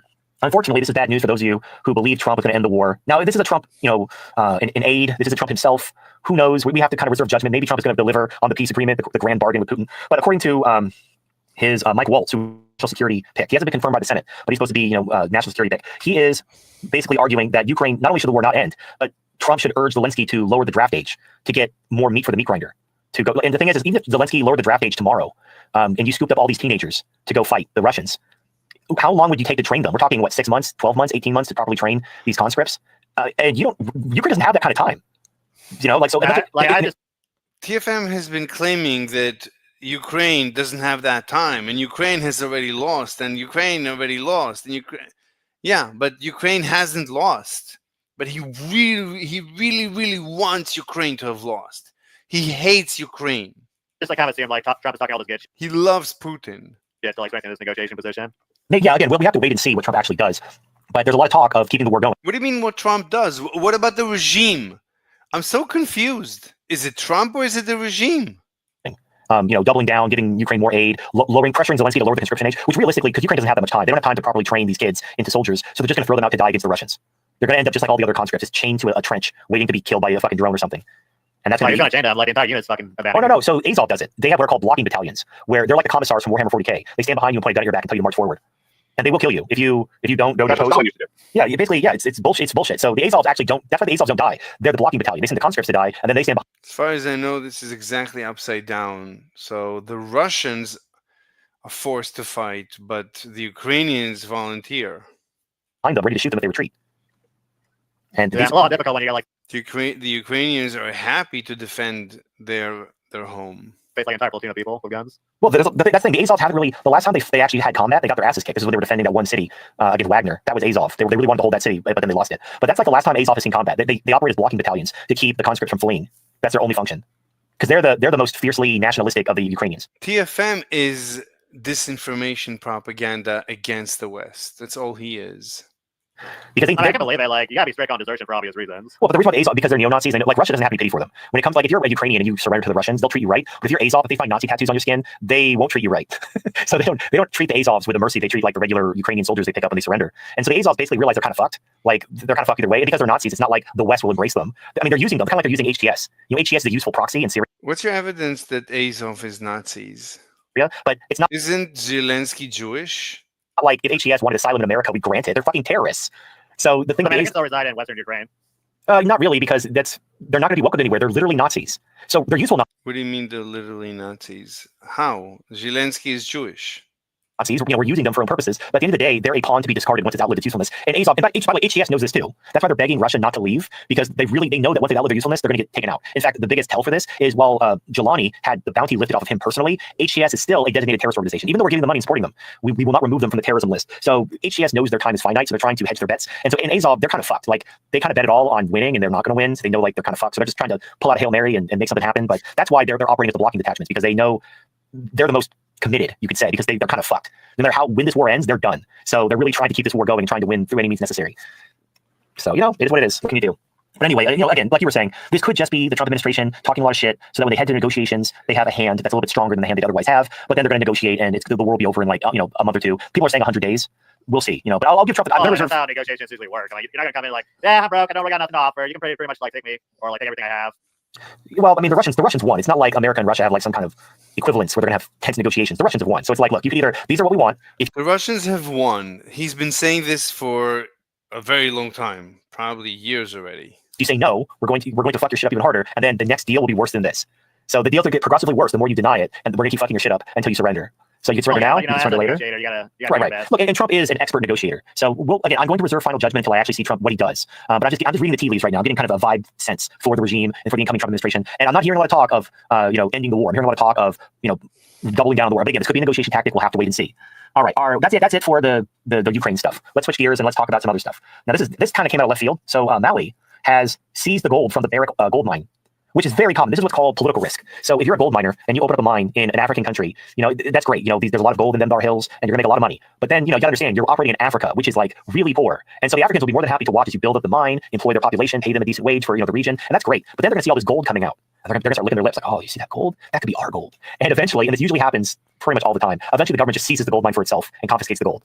And there's nothing Merrick can do, or Barrick. They don't have an army. This isn't like the fucking Banana Wars, which, by the way, this is like a very black mark in American history, where the U.S. government sent the Marines to literally fight wars to steal bananas. Like, we went into these like island nations and fucked their governments up over fucking bananas. They were called the Banana Wars, and it's a part of history you just won't read in a textbook. Like when you read history, it goes like Revolutionary War, War of 1812, World War I, and it's like, wait a minute, wasn't there like 100 years between that? Like, what happened? No, nothing happened. Nothing of consequence. Look up the Banana Wars. I'm not entirely opposed to that. It's like, no, you're not going to seize American wealth that they invest in your Well, country. but it's not American wealth. It's a private company. I mean, sure, it's like a Western company, but if you're going But they're owned by American citizens. to, sure, but I mean, you have all kinds of companies all over the world that are owned by American investors. The thing Yeah, is, but, as an American citizen, you expect your all government right, to have your so back. you're in favor of the U.S. government and the U.S. military acting as the enforcers of private corporation interests. Is that really a road you think? Oh, so TFM again, disinformation. So it's not a war to go steal bananas. It's a war to protect American interest, American investors. Oh, so TFM again lies to his audience. Is a good idea to go down? TFM is a terrible person. Tell us the truth and we'll be the judge. Don't lie. I'm in favor of the government backing their own citizens. If Right, we're we're talking about corporations. I mean, don't you think corporations already have like a pretty good sweetheart deal? Oh, so TFM is not a capitalist. TFM is also a socialist. So the U.S. government should not defend corporations. Corporations is citizens that have incorporated, have come together to form a cooperation. They cooperate. America as it is, you want to have the military you pay for with your tax dollars serving the interests of corporations. Yes, that would be awesome. It's not like the El Salvador's our people. It's like, Let us be the judge. I am for. We could negotiate if the corporations should pay for this protection, but I'm all for it. So if an American corporation goes to another country and invests legally, and that country then goes against, reneges on the contract, then the U.S. should step in and should say, look, this is not fair. So let's, the U.S. should be behind Americans investing everywhere in the world. Yes. In some form or another. Yes, I'm for it. But don't lie. Don't pretend that the American military went in to steal bananas. Don't call it banana wars. This is not banana wars. I don't give a fuck about you. I give a fuck about American people. Sorry. Now, okay, maybe if the company like had to pay back the military or something, like I don't know, like work out some, I don't know, but like having the government. Is that what taxes is? No, I'm talking. But okay, so here's the thing: you have indirect taxation and concentrated benefit. So it's like someone's got to pay for the roads. Who do you want to pay for the roads? The people who use the road, or everybody, regardless whether they use the road or not? In a just society, the people who use the road would pay for the road, which is why you have toll roads. But people don't like toll roads; they want everyone to pay for it because it's cheaper for them. But then the people who they don't even use the fucking road. So it's the same. So since everybody pays taxes and only a few use the roads, the same should be for the military. Everybody should pay for the military and only a few need it. If that's the way it is, then, that's the way it is. If you want to make it more, more capitalistic, that you should pay more tolls and corporations that need the military defense should pay a toll for the defense, I'm all for it. Yeah, but if as long as we're not doing it in the roads, then it's fine that we're not doing it in the military. It's fine. I'm still happy that American military is playing defense for is defending American interests in foreign lands. Don't lie. Just TFM. Stop lying. Stop spreading disinformation. They're paying for it, and whatever, fuck them. You distribute the costs, but then you have concentrated benefits. So you would have Barrick, the gold company, they would benefit from the military enforcing their claim on this gold mine in Mali. But then who pays for it? All the American citizens. Like, oh yeah, but we're benefiting. I've heard TFM discuss the banana war so many times, and I never thought about it. Like the way he pretended it is that we stole bananas. But now I realize, no, he's lying. He's a liar. He just spreads disinformation. He's just spreading disinformation. That's all that he does. Nothing besides spreading disinformation about Jews, about women, about everything, about the West, about the East. Everything he says is just disinformation. He lives in disinformation. That's why he loses money. From the corporation. How much are you benefiting from Barrick's That's my decision. It's our decision. Just don't lie. profits? Personally, I guarantee you, you'd be paying way more in taxes than you'd be benefiting. And is that fair for all the American citizens to be paying all these taxes for military expenditures for the private benefit of a private corporation? Look, I'm not saying it's fair, and of course, I'd rather us all pay tolls per service, and the government actually should not be involved with roads, and probably should not even be involved in in the military, except for in actual defense of the borders. So Americans should be able to have a private military along with them. But I don't know if the American government would allow it. But yeah, I'm for capitalism, free markets. Now, the private Well, corporation no, is like the going to. American citizens are benefiting. Like, there's American hostage overseas. Like, These we aren't- use our military to rescue them. Yeah, these aren't American citizens being taken hostage. This is simply the property of the gold miner being seized by the government. They're seizing the mine. They're seizing the gold. They're not taking any Americans hostage. It Yeah. doesn't matter. It's American property and it should be defended by the American military. And if later the corporation should reimburse the American taxpayer, we can discuss it. Halsey's fat ass would get stuck crawling out of a tunnel. They hate Halsey so much. Yeah, but they are seizing American citizen wealth. Right, private corporate wealth.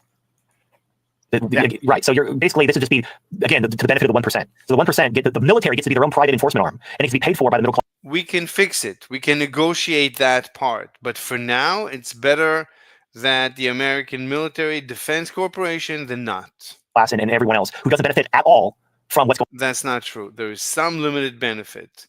A corporation digs up gold, and the American government taxes that corporation. It's incorporated in America, so it's taxed. So of course there's a benefit. Stop lying. Stop lying. Going on at all. Like it's not even a pretext of we're fighting terrorism or we're defending freedom and liberty. It's not even a pretext. No, we're operating as the mercenary arm of. It's not mercenary. Mercenary is a private military. This is in defense of Americans. Stop lying. Stop calling it the wrong names. Stop spreading disinformation. The Barrick Gold Company. And you have to pay for it. And we could negotiate. Like, Yeah, okay, so, if you want us to protect your assets, you have to pay more in. Exactly. Negotiate and pay more in. Yeah, so you charge them. I was misunderstanding. Maybe my internet's acting wonky. That's why I wasn't here. I thought you were talking about that, like the military would force you to buy McDonald's or something. That would be pretty awesome. But no, they shouldn't be used for other purposes. Yeah, well, and that's the point. I don't know why. Yes, they should. But just don't lie. Each one of us will decide. We can vote and we can, speak our minds. Just stop lying. Thunder Warrior is like all in on like basically privatizing the military, making this. Yeah, me too. Thunder Warrior and I agree on this. And TFM and Halsey, they have their opinion. Just stop lying. Stop pretending it's something else. For the interest of the 1% at the expense of everyone else. Stop lying. That's not true. They're paying taxes. So stop lying. I don't know, man. Maybe Thunder Warrior likes Bud Pods. Maybe he likes Bud. And giggling is not an argument. TFM is an excellent giggler. He giggles, therefore he wins. Yeah. No, it's not that. Like, if we were going to benefit the 1% disproportionately, like, they would also have to pay equivalent amounts. Okay, they pay but here's the thing: corporations don't pay taxes. If you raise taxes on Barrick and say, okay, you're gonna pay these taxes, all Barrick will do is raise their prices to pay the taxes. And also, you can't just raise taxes on Barrick. You can't do targeted taxation. You have to raise taxes on everyone. So again, corporate taxes simply get passed along to the consumer. So you would pay more, your standard of living would go down, and all the interest would go to the rich, the people, the stockholders of Barrick, the CEO, the elites. They'd be the ones benefiting from this because their gold would be secured by the U.S. military at your expense. So like, I understand they're American citizens, woohoo, but the government should be woohoo. Okay, look, I don't understand why you're an American. I don't understand. Why don't you go join some other country? Obviously, there's better countries.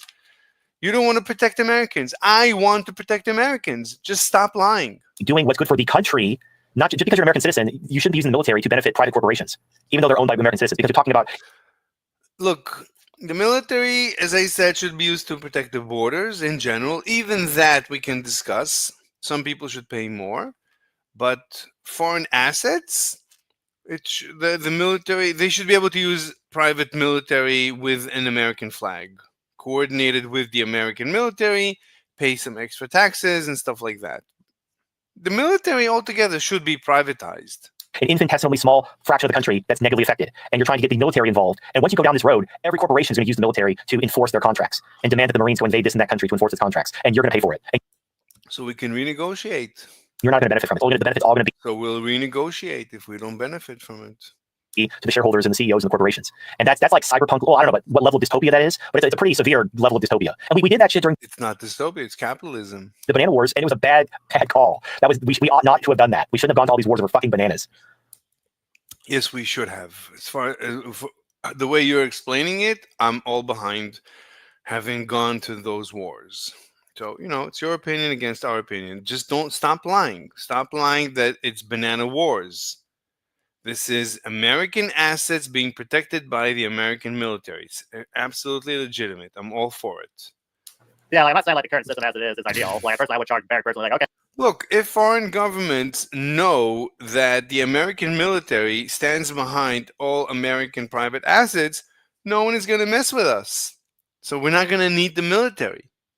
Hey, you want us to do it, So it's actually going to be at zero cost. but you're going to pay everything out of your own pocket. Well, but they wouldn't. So again, it's like the frivolous lawsuit issue. The Barrick, they what was stolen from them? Let me see if there's Or, anyway, it should be privatized. I agree. The cost should be proportional to the use. And so, like, if Barrick's not going to do that, then fuck him. Like, we're not going to back you up. Yeah, so they stole $245 million in gold.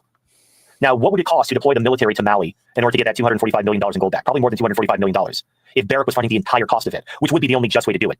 But, of course, Barrick wouldn't do that. They want to socialize the cost while privatizing the benefit.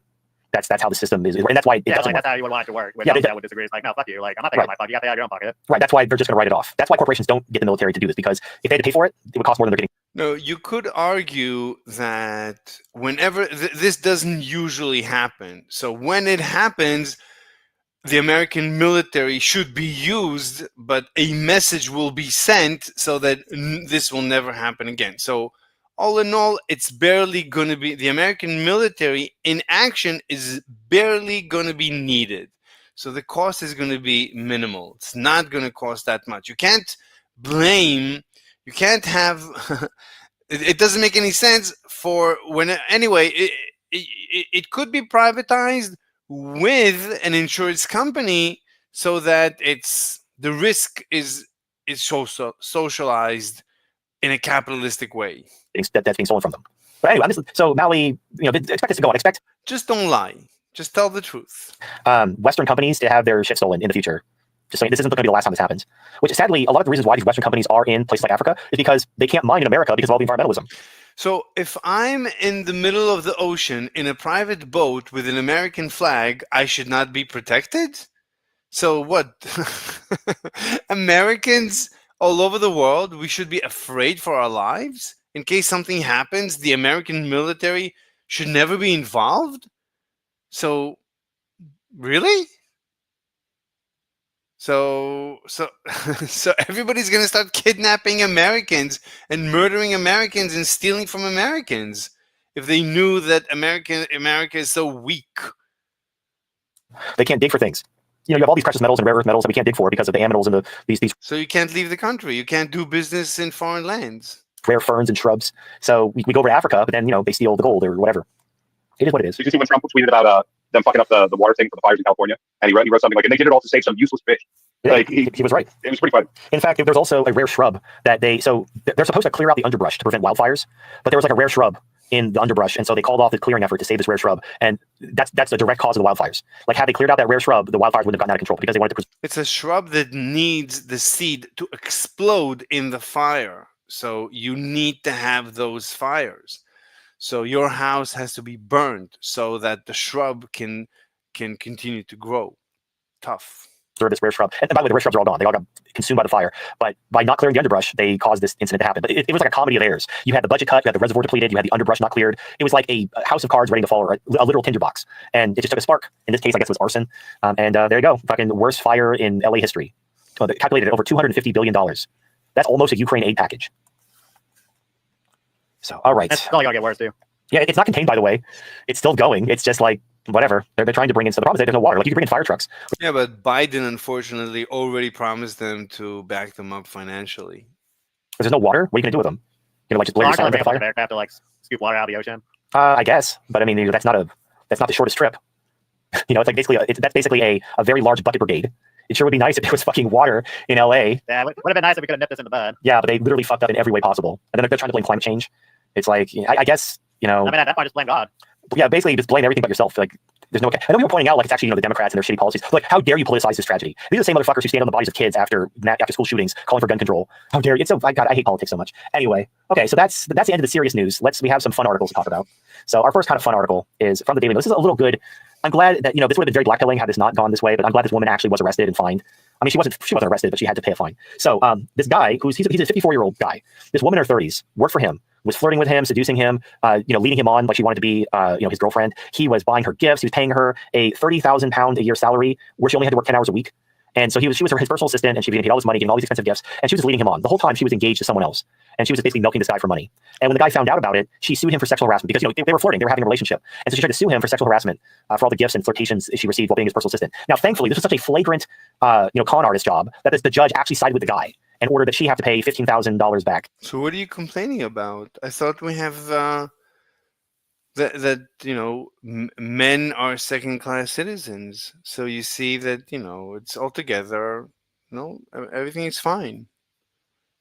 To the guy, I mean, I'm sure. But even this story, I'm sure TFM is gonna find that it's actually bad for men. Sure, she got a lot more than that, but at least they didn't side with the woman. Like, you could easily say, oh, well, so she got, but he had sex with her. You gave her all these gifts. They actually sided with him and told her to pay a fine. So so she paid a fine. A tiny miracle has occurred. A woman was actually held accountable for her gold digging ways. So this is all I got. You got to take the little victories when you can. But I think really this is such a flagrant example. And also I think it was because she basically had a fiance the whole time that she was hiding from him, and she had no intentions of actually settling down with him. She was just leading him on. If she didn't have a fiance in the wings, I think they probably would have sided with her. Because she could have just claimed, oh no, we were in a relationship, but then I decided to call it off, and he wouldn't say no, and he was harassing me. But because she clearly was leading him on because she had a fiance lined up, I think they couldn't in good conscience. Well, when did that stop them? But they actually sided with the man. So there you go. Justice was kind of sort of served. Even though she only got £15,000 back, it says that all these expensive gifts, the salary, I'm pretty sure that totaled a lot more than $15,000. And she's not even that attractive. Like, now the guy, he's in his 50s. He's obviously old and ugly and whatever, but she's not like a 10. She's maybe a 4. But she was young. She's in her 30s. He's in his mid-50s. He thought he got like this sexy younger woman, and she was just taking him for a ride. So there you go. Let me see. So Pennsylvania, or PA, who led on her wealthy older boss while he funded her lady of leisure lifestyle by buying Botox bags, shoes, and 2 cars, is ordered to pay £15,000. Oh, England. After losing sex harassment lawsuit. I don't know if there's any wisdom to that. I guess when a woman is just so arrogant and so greedy that she just doesn't even give a shit about covering her tracks, maybe you can get some type of justice in the justice system. But she just had like a modicum of not being greedy and not pushing the envelope so hard. She could have easily gotten away with it. So it is what it is. Just watch yourself out there, gentlemen. Let's talk about India. We haven't talked about India in a while. Now, we've mentioned this before. Apparently, these forced marriages. We've talked about the forced marriages in India. This article from Russia Today goes into this is becoming worse because India is growing economically. So there's a lot of kind of middle class Indian guys, and so they're obviously very poor parts of India. And so what these guys do is they literally kidnap men at gunpoint, like human trafficker style, make them marry their daughters from these really poor areas of India, and then because of tradition, the husband has to basically take care of the family. So it's a way for these really poor families in these poor parts of India to force a man to take care of them financially, who's from the more affluent parts of India. No, he probably first had sex with the chick, with the girl, with the daughter. So you had sex with her, so you gotta marry her. You ruined her. She's no longer a virgin. You gotta marry. I mean, is it part of the tradition to be forced to marry at gunpoint?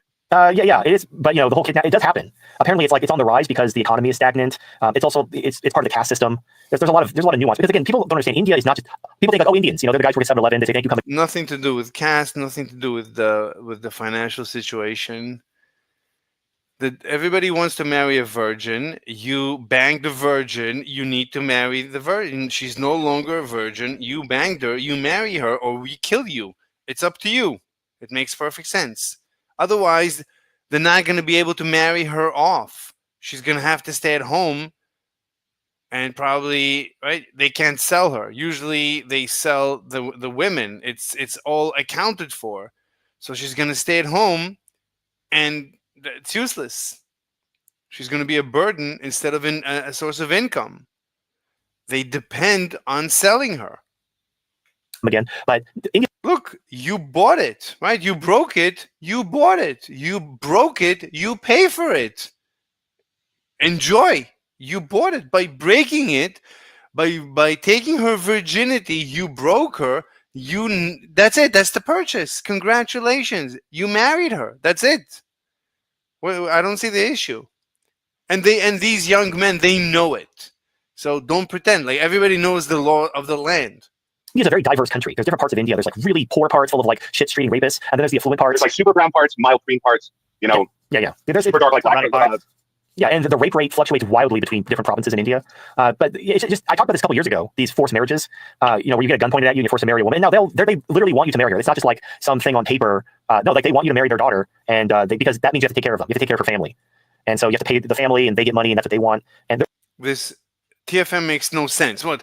They randomly walk up to a guy and force him to marry the girl? Obviously not. They're basically, it's almost like they're trafficking their own daughters, but in a really weird roundabout way. Instead of No, I mean, how could you not understand this? Jesus. selling their daughters as like sex slaves or mail order brides, they're No, they sell the daughters. This is actually, it's kind of common even today, but it of course used to be common. But in India, apparently, it's still very common, and everybody knows you want a virgin, so you gotta pay. And if you take her virginity, you pay, and she's yours. Congratulations, you're married. How it can't be simpler. forcing men who have money, kidnapping them at gunpoint and forcing them to marry their daughters No, this has nothing to do with randomly. So he would go to the police. What are you talking about? in order to get a dowry.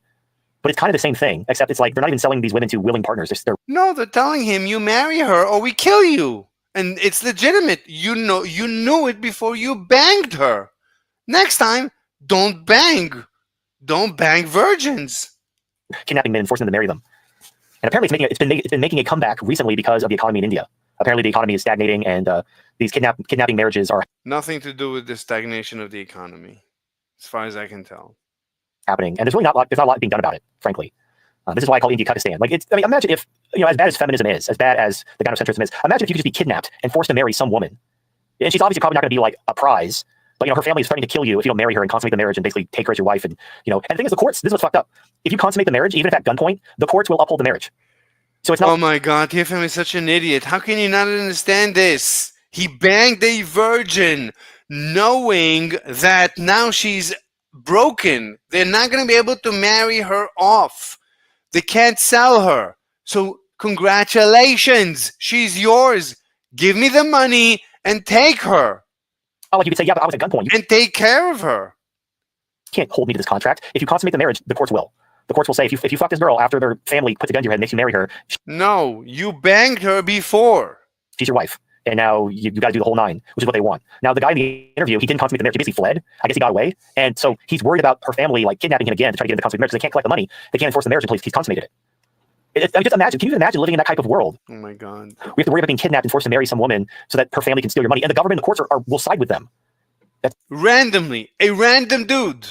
It's mind-blowing. I mean, at that point, just get a machete and get to like your family members to start a family war. Or get one of those Xena Warrior Princess Frisbee things that the Indians have. Yeah, whatever crazy strange shit they got over in India.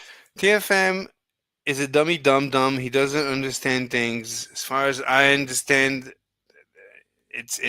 he didn't understand it. I don't have the link to the article, so I don't know what to say. Yeah. India has some wild weapons. Like they invented the Qatar, which is the punching dagger. They have the chakram, bladed Frisbee. They have all kinds of wild weapons. Sword whip, a little display on your finger. Like you're more liable to fucking.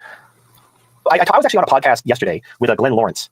He's like he's part of the whole Rolo Tomasi kind of mainstream red pill community. He's not MGTOW or anything, and he's also religious, but it was a good conversation. But one of the things I brought up in that interview was, robots are horrendously expensive. The more realistic they get, the exponentially more expensive they get. And it's just not economical to imagine that we're going to have affordable sex robots that are hyper realistic. It would just be too expensive and uneconomical. And to prove that, like, this is just a hand. So they have this hand that manipulates objects, and look at the complexity just getting proper hand motions right. Now, I can't play the videos on the website because I want you to sign into YouTube. So I'm just going to skip over YouTube and play the video. So we're just going to make this go up, and here's the video. He doesn't have a YouTube account. How can you not have a YouTube account? I don't understand this guy. Why is he not creating a new YouTube account?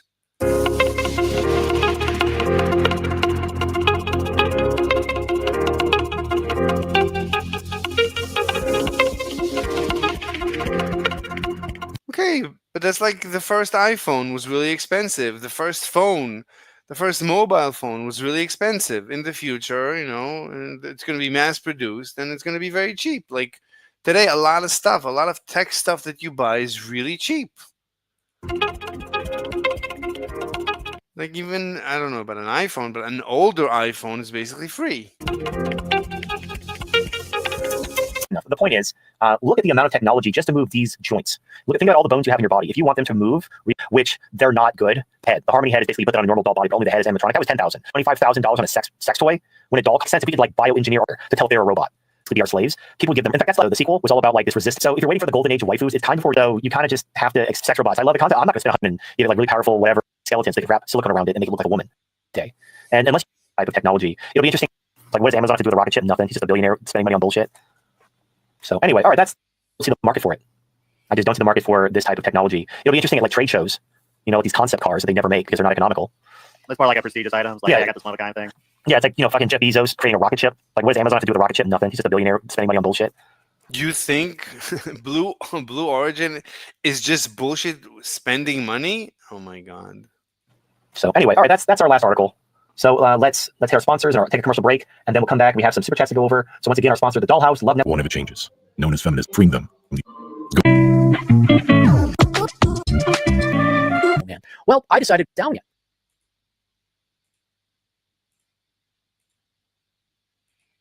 Comic by Shaq exclusives upon each launch. And Trump is, because like Biden wasn't really involved at all. He didn't even have. Hamas is basically talking about this on the commercial break. We might as well talk about it again now that we're back from the commercial break. So I may have been wrong about Trump. I don't know, because apparently this ceasefire deal with Hamas is basically what Hamas wanted. Like, this is a U.S. Apparently, Trump is the one who, this wasn't like Biden forced this, and Trump is, because like Biden wasn't really involved at all. He didn't even have an envoy there. So I think Biden's saying it's based on the original one he suggested, but this was all Trump. Yeah, so I thought Biden. Right. So I thought Biden set up this whole. What do you mean wrong about Trump? It's the regime, remember? The regime is running everything. Why are you talking about Trump? According to you, it's the regime. Ceasefire deal between Hamas and Israel. And if it's such a bad deal, I'm like, why not just wait for Trump to get in office and get a better deal? But apparently Trump is setting this up, and this deal is essentially giving. What do you mean Trump? It's the regime. Trump is just a puppet. Hamas everything it wanted. So I'm like, what? But why would Trump do this? The only thing that makes sense. Only, and this is something I had a hunch for, because usually whenever there's a ceasefire talk, it's usually a pretext for some expansion of like they're pulling troops out of.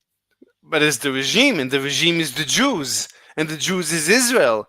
So what's going on, TFM? It looks like your entire world has collapsed. Acts to move troops into Y because there's going to be an escalation over there. So I thought, like, is Israel going to attack Iran? And that's why they're doing the ceasefire, so they can like move troops out of Gaza to prepare for war with Iran. That was my hunch. Troops in Gaza, war with Iran. War with Iran. Iran is so far. There's no troops used to attack Iran. Iran, you have to fly very far. There's no troops. He doesn't understand the basic geography. Jesus. But yeah, this is now. What's funny is if this ceasefire goes through, the Houthis will stand down. They've said if all you have to do to make us go away is like stop killing the Palestinians, and we'll stop. So this kind of solves everything. Like the Houthis will settle down. Hezbollah should presumably settle down too. I know the ceasefire with them is set to end at the end of January, so they were prepared for round two.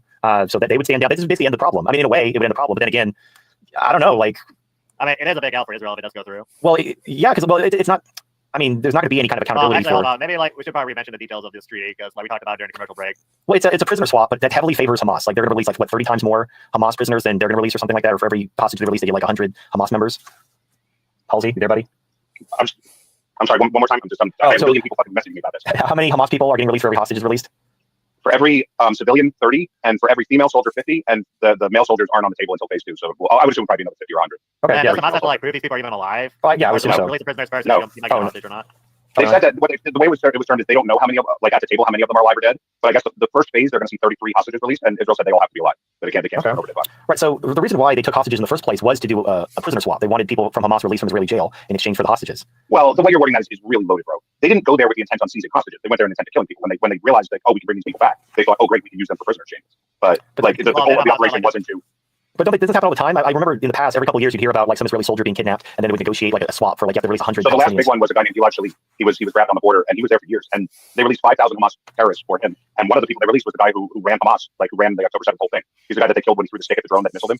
Right. No, so but I'm saying this is a tactic they've used in the past. So it's not right. But I'm just saying it wasn't the prime goal of the mission on the content of it. It just okay. Well, whatever. Old habits die hard, I suppose. But anyway, I'm shocked. This was Trump. Maybe Trump's taking credit for it because. What do you mean you're shocked? This is in complete contradiction to your worldview.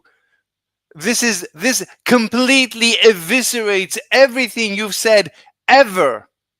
It's already done, but no, they've been reporting for 2 days that Biden doesn't even have it. They're all in Qatar. I'm sorry for the talks, and Biden doesn't even have someone there. It's Trump's envoy that's there. Okay, so that's shocking to me because I was fully expecting. Yeah. So, are you going to retract everything you ever said?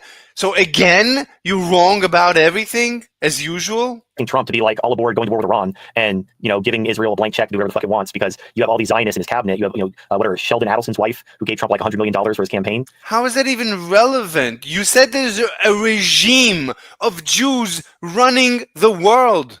What are you talking about? You make no sense. You're inconsistent. And she's gonna want to return on that investment. And so it's for Trump to. What about the regime? Remember, there is a regime, a cathedral running the universe, running the West. Remember? Broker or even basically force a deal. Because here's the thing: Israel really can't do anything without the United States' blessing. We're the tree feeding the branches. But you said Israel runs the United States. Israel is the United States. Israel is the Jews, is the regime. Israel controls everything. Just can't exist on their own. So if Trump is like, this is what you're doing, like there isn't a lot Israel can do. Like they can't say no. So I have a That's a complete contradiction to everything you've ever said. couple theories on this. Okay. I did like a 4-hour Twitter space about this last night. So one of them is just is I don't give this one any credit. I just thought of it. Fucking Trump really hates BD, and he's a very petty person. Yeah, Trump hates Netanyahu. That's yeah, yep. Like he might have just done this to like say fuck you to BD before he came into office, because this deal will most likely destroy BD Netanyahu. So. Yeah. Well, yeah. Second, Well, people have been saying that Bibi's political career, if he doesn't keep expanding the war, his political career is over. And this is ending. This is just ending it with Hamas. This is also ending it with Hezbollah and the Houthis, because they both said they'll stop. No. Oh my God, TFM is such an idiot. No. This is terrible for Netanyahu. I don't know how is it going to end his career? No, it's just going to. This is just humiliating for Netanyahu. Stop if the shit in Palestine stops. If this stops the shit in Palestine, Hezbollah stands down, the Houthis stand down, it's over. Well, I mean, like, the Israel people could ask, it's like, what's the point of all these fucking invasions if this is what the end result we get? Like, Hamas is still in power. So wait, do you want me to actually go into it? Because I can give you all the details on what you just said, like very specific. Well, I mean, So- you just give me like the. I'm not going to bore you to death. Don't go into like autistic detail. Just give me the overview. So Israel, as you know, is a parliamentary democracy. They get their government by the parties that form together and say, we'll all join you in the government, and they have a majority seat, which is 61 in Israel, right? And Bibi has basically screwed over every party in the country at some point. He's the longest serving prime minister in Israel's history. So it's very difficult for him to form a government, even though he's got the largest party, because he only has something like 30 seats, right? Mm-hmm. So right now, if he presents this deal to the government, enough people in his government said they'll leave the government, and which would force new elections, right? So if they do that to Bibi, he's fucked. Because there's no way, even if he were to win the same amount of seats he has now, or even a few more, none of the parties will work with him again. So he won't be able to form a government. And if he's not prime minister, all the shit they've got against him, like all these charges and shit, that'll all go through and he'll just be screwed. The question is, if he brings it to the cabinet and the cabinet says, no, fuck you. Here, Israel runs our government. This is what TFM has been teaching his audience. We're walking out of the government. Two things can happen. He could just go to one of the leftist parties and say, join the government for 10 minutes to approve this. And they would just leave 10 minutes after they approved it. Or he could just say, sorry, I can't approve the deal because I don't have a government. We have to go to elections. I don't know what he wants to do. Obviously, I don't know his thinking. But those are like the scenarios of what can happen. But if he doesn't do something to stay in power, like pretty much, he doesn't have to expand the war. He just has to remain prime minister, and there has to be like an emergency going on. So if he doesn't, I would say he's probably pretty fucked. He has like no allies. Itself. Well, so even if he tries a stalling tactic to hold on to power a little bit longer, Israel can't do what it's doing without America. Oh, wait, no, I got to interrupt you because there was a reason why I said that. Okay. The second reason why I thought that Trump might be doing this, when Obama left office, right, the UN Security Council met to consider a resolution that would call for giving back East Jerusalem to the Palestinians, which is something that's always been like a huge red line with Israel to acknowledge that East Jerusalem is going to ever go anywhere.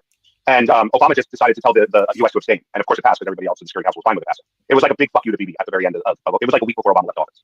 Right. And a lot of people have been speculating Biden was going to do something similar. Like if he would let the Security Council bring an emergency resolution passing like some kind of sanctions or something or whatever, and he would just have the U.S. abstain and it would pass immediately. And Trump couldn't undo it because if he tried to pass something in the Security Council undoing it, then fucking China or Russia would just veto. So a lot of people think he got this deal done to stop Biden from doing something over Israel right before he left. Yeah, but the thing is, the UN has no power without the United States military enforcing it. It's not the military; it's the Security Council. The Security Council can order sanctions. They can order, and there's nothing. Like the U.S. can just say we're not listening to it. Right. But Israel trades with the rest of the world. It would collapse their economy if like Europe and the East and everybody just decided that they enforce the sanctions. I mean, if the ethnic cleansing of Palestine didn't stop trade, why would a Security Council resolution stop trade? You think like Turkey would suddenly not sell its energy to Israel because the UN said so? There's no ethnic cleansing. I don't know what this guy's talking about. Okay, let me put it this way. It could cause problems. I'm not going to say. I'm not doomsaying. I'm just saying maybe it would just be a pain in the ass, and maybe it would be a giant fuck you that Trump doesn't want to give the UN any kind of power. Right. So that's the second theory as to why he did that, which is like kind of like still very Zionist, but still like throwing Israel into the bus somewhat. I'm just shocked. I'm just shocked it happened at all. Like I thought Trump was your boy, and he's. Well, everybody I know is completely shocked. Like, so TFM, this annihilates everything you've been saying. Everything. There's no regime. There's no cathedral. There's no Jews running the world. There's no Israel running the West. Everything you've said is utter nonsense. As always, everything you say, everything is utter nonsense. Are you ever going to retract anything? Like, I mean, Ben Shapiro was like cheering on Trump's expansionist, talking about seizing seizing Canada and seizing Greenland, and he's like cackling and going full happy merchant. And now, oh my gosh, the kvetching tells he. No, it's truth be told, I don't think there's not so many people that are against this in principle. Just I am, like, and people like me. But like, I don't think people are going to be upset as long as like there's two kids that are still being held. I mean, young kids, like 4 or 5 years old, that are still being held. Like, I think everybody wants to see them home. So the PR value of them coming home will override people that are pissed off about the deal. Yeah, You know, I've it's just over heard. time will this fuck people over worse. Well, what it'll do? So it will end the wars. All the Hezbollah, the Hamas, the Houthis, all the H's will all basically stand down. And but the thing is it's like when you fight with your wife and you just agree to put it aside and go to bed. You're gonna fight again later about back it. to the status quo. Yeah, you're gonna. Nothing got resolved. Nothing got resolved. Nothing got worked out. The status quo has been maintained. And the problem is, I'm actually this is shocking. By 1,000 cuts, which I talked Well, about. I'm completely shocked that Trump, because all indications was that he was filling his cabinet with Zionists. He's talking all this shit. What do you mean? What do you mean, Trump? You should say regime. Why do you not say regime? Suddenly the word regime. You forgot the word regime. What do you mean Trump? What do you mean Trump filling his cabinet? According to you, there is a regime of Jews, of Israel, Jews that run America and the West. Where do these things disappear to all of the sudden? He's going to bring the fight to Iran, and he's the best friend that Israel ever had. And this is like a pretty big betrayal. And I thought, this is Biden fucking over Israel for backing Trump in the last. Yes, it's a big betrayal, which means everything you said is wrong. Are you going to admit it? Election. Okay, so but wait, before you keep going, let me give you what I think is the actual reason. Okay. And this will go in line with what you're thinking. This will go in line with what you're thinking. Okay. Is that he has declared that Russia and Ukraine are going to sign a peace deal like immediately after he goes into office, right? So one of the carrots that he can give to almost everybody except for some places in Europe who he doesn't give a shit about anyway is that if Russia and Ukraine sign a peace deal, he could convince as part of the you keep whatever land you want Russia and we'll release the sanctions that they isolate from Iran, which Russia has nothing to gain from Iran right now because if the sanctions are released, Iran is an ally, Iran is a fucking competitor. They sell the same products and Russia would much rather have Iran be isolated anyway at that point. So I think that you force Israel into this deal, you get a deal with Russia and Ukraine, and then Iran is totally fucking isolated, which means the Houthis don't get shit, which means Iran basically collapses unless and even if it goes military, like they have no backing anyway. So like it could be that he did this to put a final nail in Iran and be able to be like, oh look what we did. So that's what I think. We will know. So Iran and Russia are due to sign their comprehensive strategic partnership treaty this week. If that gets that means nothing in the long run. If Russia wouldn't care at all about abrogating something. Well, no, Russia they're not like us. They actually abide by their agreements. But look, I will say if they somehow postpone or cancel that event, then I will say you're probably right that they're going to throw Iran under the bus to make a deal. But here's the thing: they asked Sergei Lavrov, and again, you have to take them at face value. They asked Sergei Lavrov if they release the sanctions, if the West came back to Russia and say, okay, we're sorry about the whole trying to destroy you thing. Can we do business again? Would you do business with Europe and the West again? And Sergei Lavrov was like, no, we're looking at Asia. We're moving east. I was about to say they don't need Europe to buy their shit. They can sell it anywhere else. Europe, India and China are so fucking thirsty. They'll buy every fucking barrel they So get. why do they care? Why would they throw Iran under the bus for a deal with America to lift sanctions if they're just going to sell things to Asia anyway, and no one gives a shit because it's not in dollars anyways? They're using BRICS. Well, especially if you have like a hostile America on your border. Yeah, not just that, but they'll be able to keep internationally recognized areas of Ukraine and probably stop Ukraine from going into NATO. Well, they're going to stop that anyway. Like they're not going to be Ukraine that's going to join NATO. No, what I'm saying is that as part of a peace deal, Russia would rather have a peace deal that the international community just recognizes their holdings in Ukraine and this whole fucking whole war stops than to continue.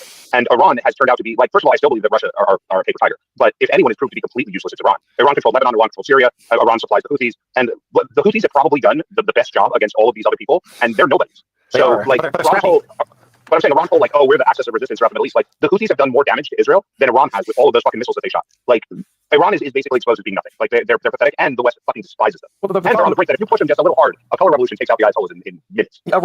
Iran's like China. They prefer to stay in the background, be like a puppet master, but they don't like to get directly involved. And Iran is like kind of. That's not true at all. That's not even slightly true. They love being involved. They just no, but not talking like Iran. Basically they did that one attack against Israel, but they intentionally broadcasted it because they wanted to just make a point. There was two attacks. Well, whatever. But my point is that they're kind of like China. Like they prefer to play a background role, whereas the Houthis, they're like fucking just this crazed berserker that's like put me in coach, like wow, they're like orcs, like Warhammer 40k orcs. They're just looking for a fight. They're looking for. You're kind of right, but you're missing one point. The whole point of Iran's quote unquote strength has always been that they had Syria, Lebanon, and the Houthis. So their whole thing was like, we give them the money so they can Hamas and they can crush Israel, and then we'll be the grand Muslim pullahs with all the goods, and it just turned out that just was a complete paper tiger. Like those countries felt like fucking nothing. So like Iran is already isolated, and Russia has no need for Iran. Like their strategic partnership is like kind of worthless anyway because they're not getting oil from Iran, and that's the only thing Iran really has is oil. So like, and Iran supposedly takes more from Russia, but Russia doesn't care. Like Russia, anything Russia wants to sell that Iran is buying, they can sell elsewhere probably for more money. So here's the thing. For now, but what I'm saying is if Trump and all them say, we're willing to give you what you want with Ukraine and end all this conflict and blah, blah, blah, blah, blah. But the deal is that we have a fucking boner for Iran and we want Iran down. If you think Putin would jump at that fucking opportunity, especially now that Iran has basically no influence anywhere, like he would do it in a second. We will see. I'm sure Putin would love to, but the problem is like Trump's only going to be in office for 4 years. Like, so here's the thing. You always have to ask yourself, like, who's the next guy going to be? Right. So here's the thing. Russia said, first of all, they don't trust any deals they make with America or the West because of Minsk and the other agreements that they lied about and went back on and betrayed. So they want, and they've said this explicitly, they want a revaluation of the current kind of system, like this whole rules-based order where America can do whatever the fuck it wants and everyone can eat a dick. No, I agree. No, you're missing my point. Okay, I'm not talking about a deal with the West. I'm talking about the thing that hurts them right now to some extent is international sanctions, which are enforced through the UN Security Council, where the US does have a veto, so does Britain and France. So if in order to normalize all their trade, like not just with the West, but anyway, like there's a lot to be gained from the Security Council ending the sanctions, and I'm quite sure that would be part of any deal. So it would have a real value to, Well, all right, to Russia. so we will see this week if Russia and Iran postpone or cancel their comprehensive security treaty. Remember, I'm speculating. I don't have any evidence to back up Well, what I'm no, saying. I'm just looking. Hold on, If they postpone or cancel it, then that gives credence to your theory that they're going to throw Iran under the bus. I don't think they will. I think Russia and China, they want the current world order to be thrown over. They want the multipolar world, and throwing out their allies and cutting a deal with the West to try to get back to normal. That ship has sailed, hit the iceberg, and sunk to the bottom of the ocean. That was probably a deal. Okay, so let me make it a little more palatable for you then. Okay. Not that they'll sell Iran out, meaning that they'll cancel like any agreements or anything like that, but it could just even be a handshake that if the U.S. wants to fucking crush Iran, that Russia's just going to be like, what Iran?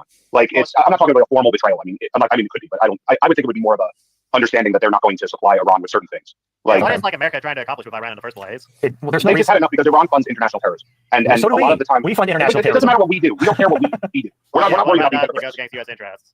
Yeah, we're not like without Iran, the Houthis are nothing. So if the Houthis would say we're going to stop firing because of a deal between Hamas and Israel and we can fuck it up, they will. And without Iran, the Houthis don't threaten international shipping anymore. So, or if without Iran, the Houthis could crush easily because they'll run out of fucking bullets. Mm-hmm. Well, you know, all Russia would have to do then is pressure Iran to like not fund these groups, and all problems would be resolved then, correct? Yeah. Yeah. So there's no reason necessarily to destroy Iran. Iran the U.S. wants international shipping guaranteed. That's what the U.S. wants. In order to have that, there has to be an order from Iran to the Houthis to knock it off. Because the Houthis will do whatever Iran says. No, necessarily destroy Iran.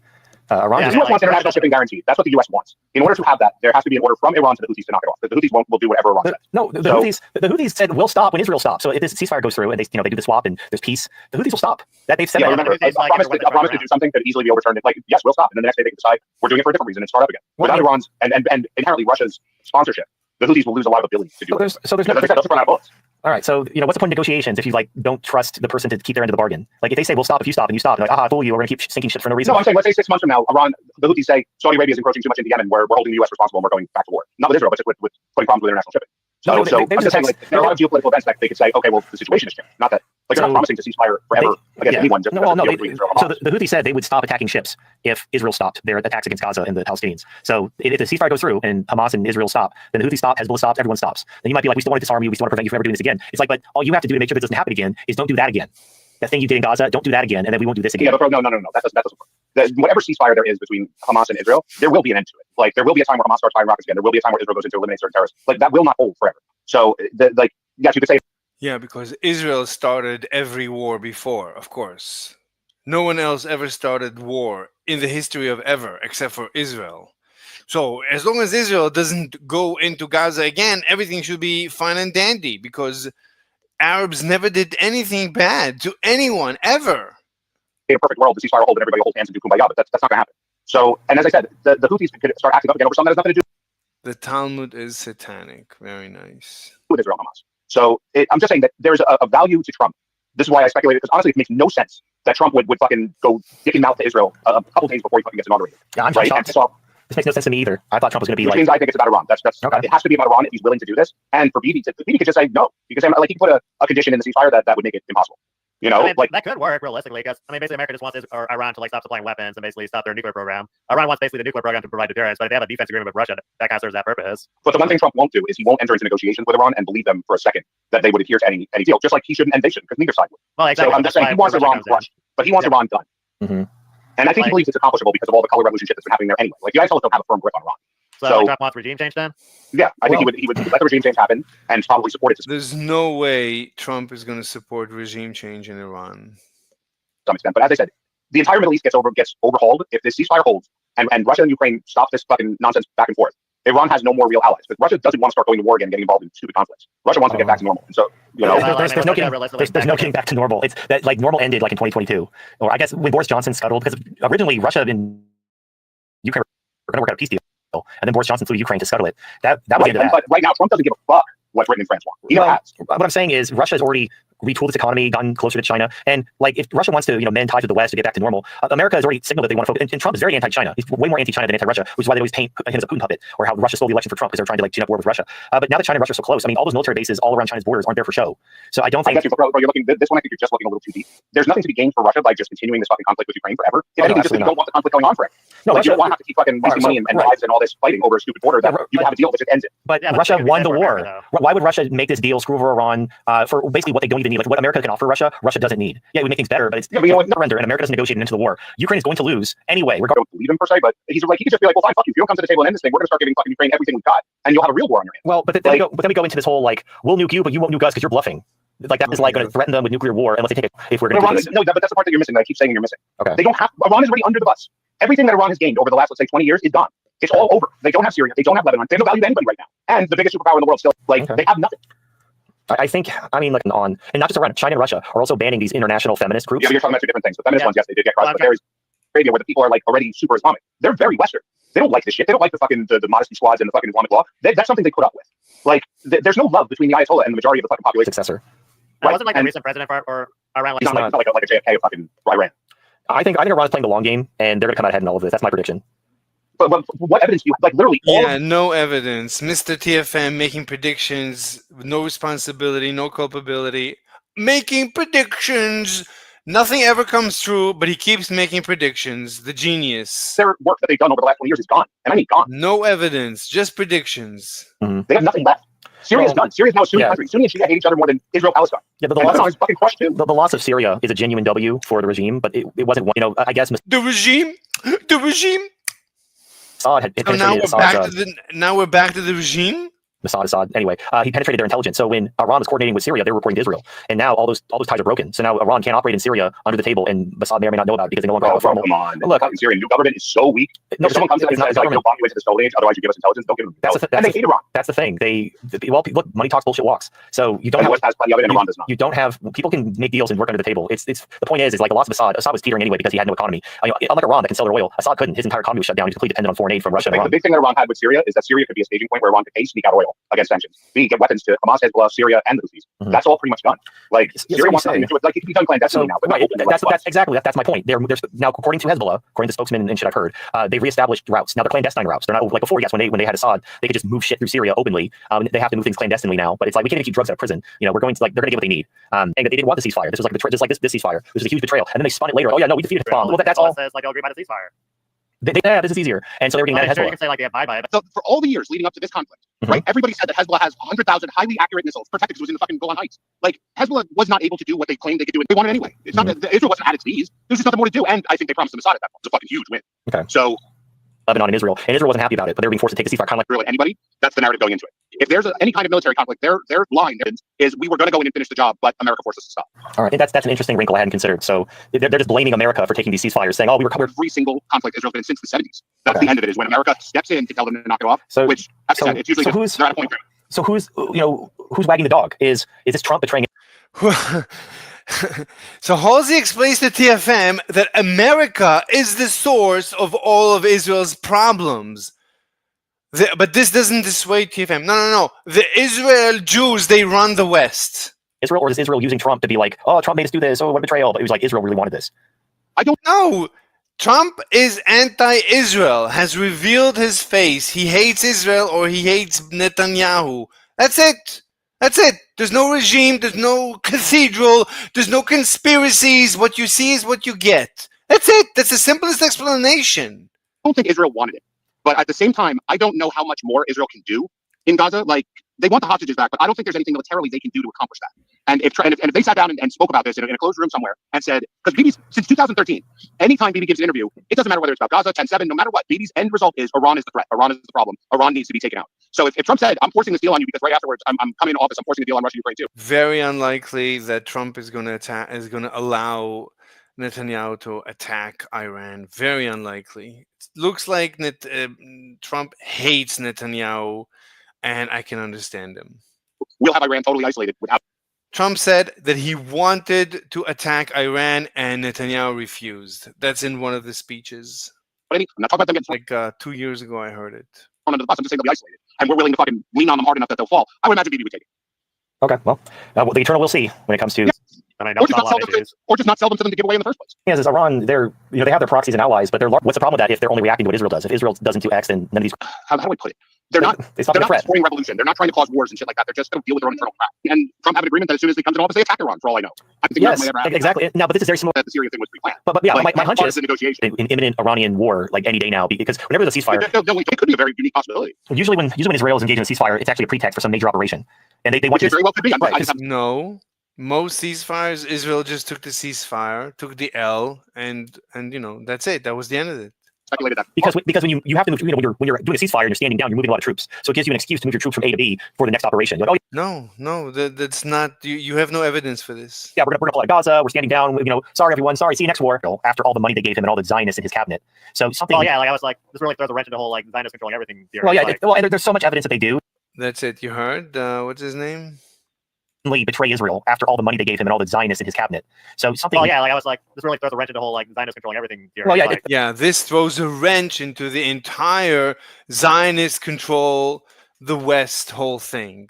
Is TFM going to retract his Zionists control the West whole thing? Is he ever? No, he's never.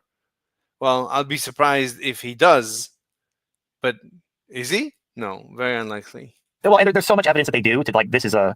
Oh, there's so much evidence that the Zionists run the West. So much evidence. Oh, so much. It's a curveball, but we'll see. Like maybe It's a curveball. this was the trust the plan QAnon prophecy coming true. He's actually going to drain the swamp, and I don't mean Bibi Netanyahu's balls into his mouth. I mean, like who knows? Probably not though. I'm bracing for disappointment. like a lot of things could happen. We're gonna have to see how this ultimately plays out. Let us dare to dream, and let us see what happens in the next coming days. All right, so that was some interesting breaking news. Let's actually get to our super chats now. 15 milligrams from 4 months ago. It's day 2 now. I'm already. Okay, that's it.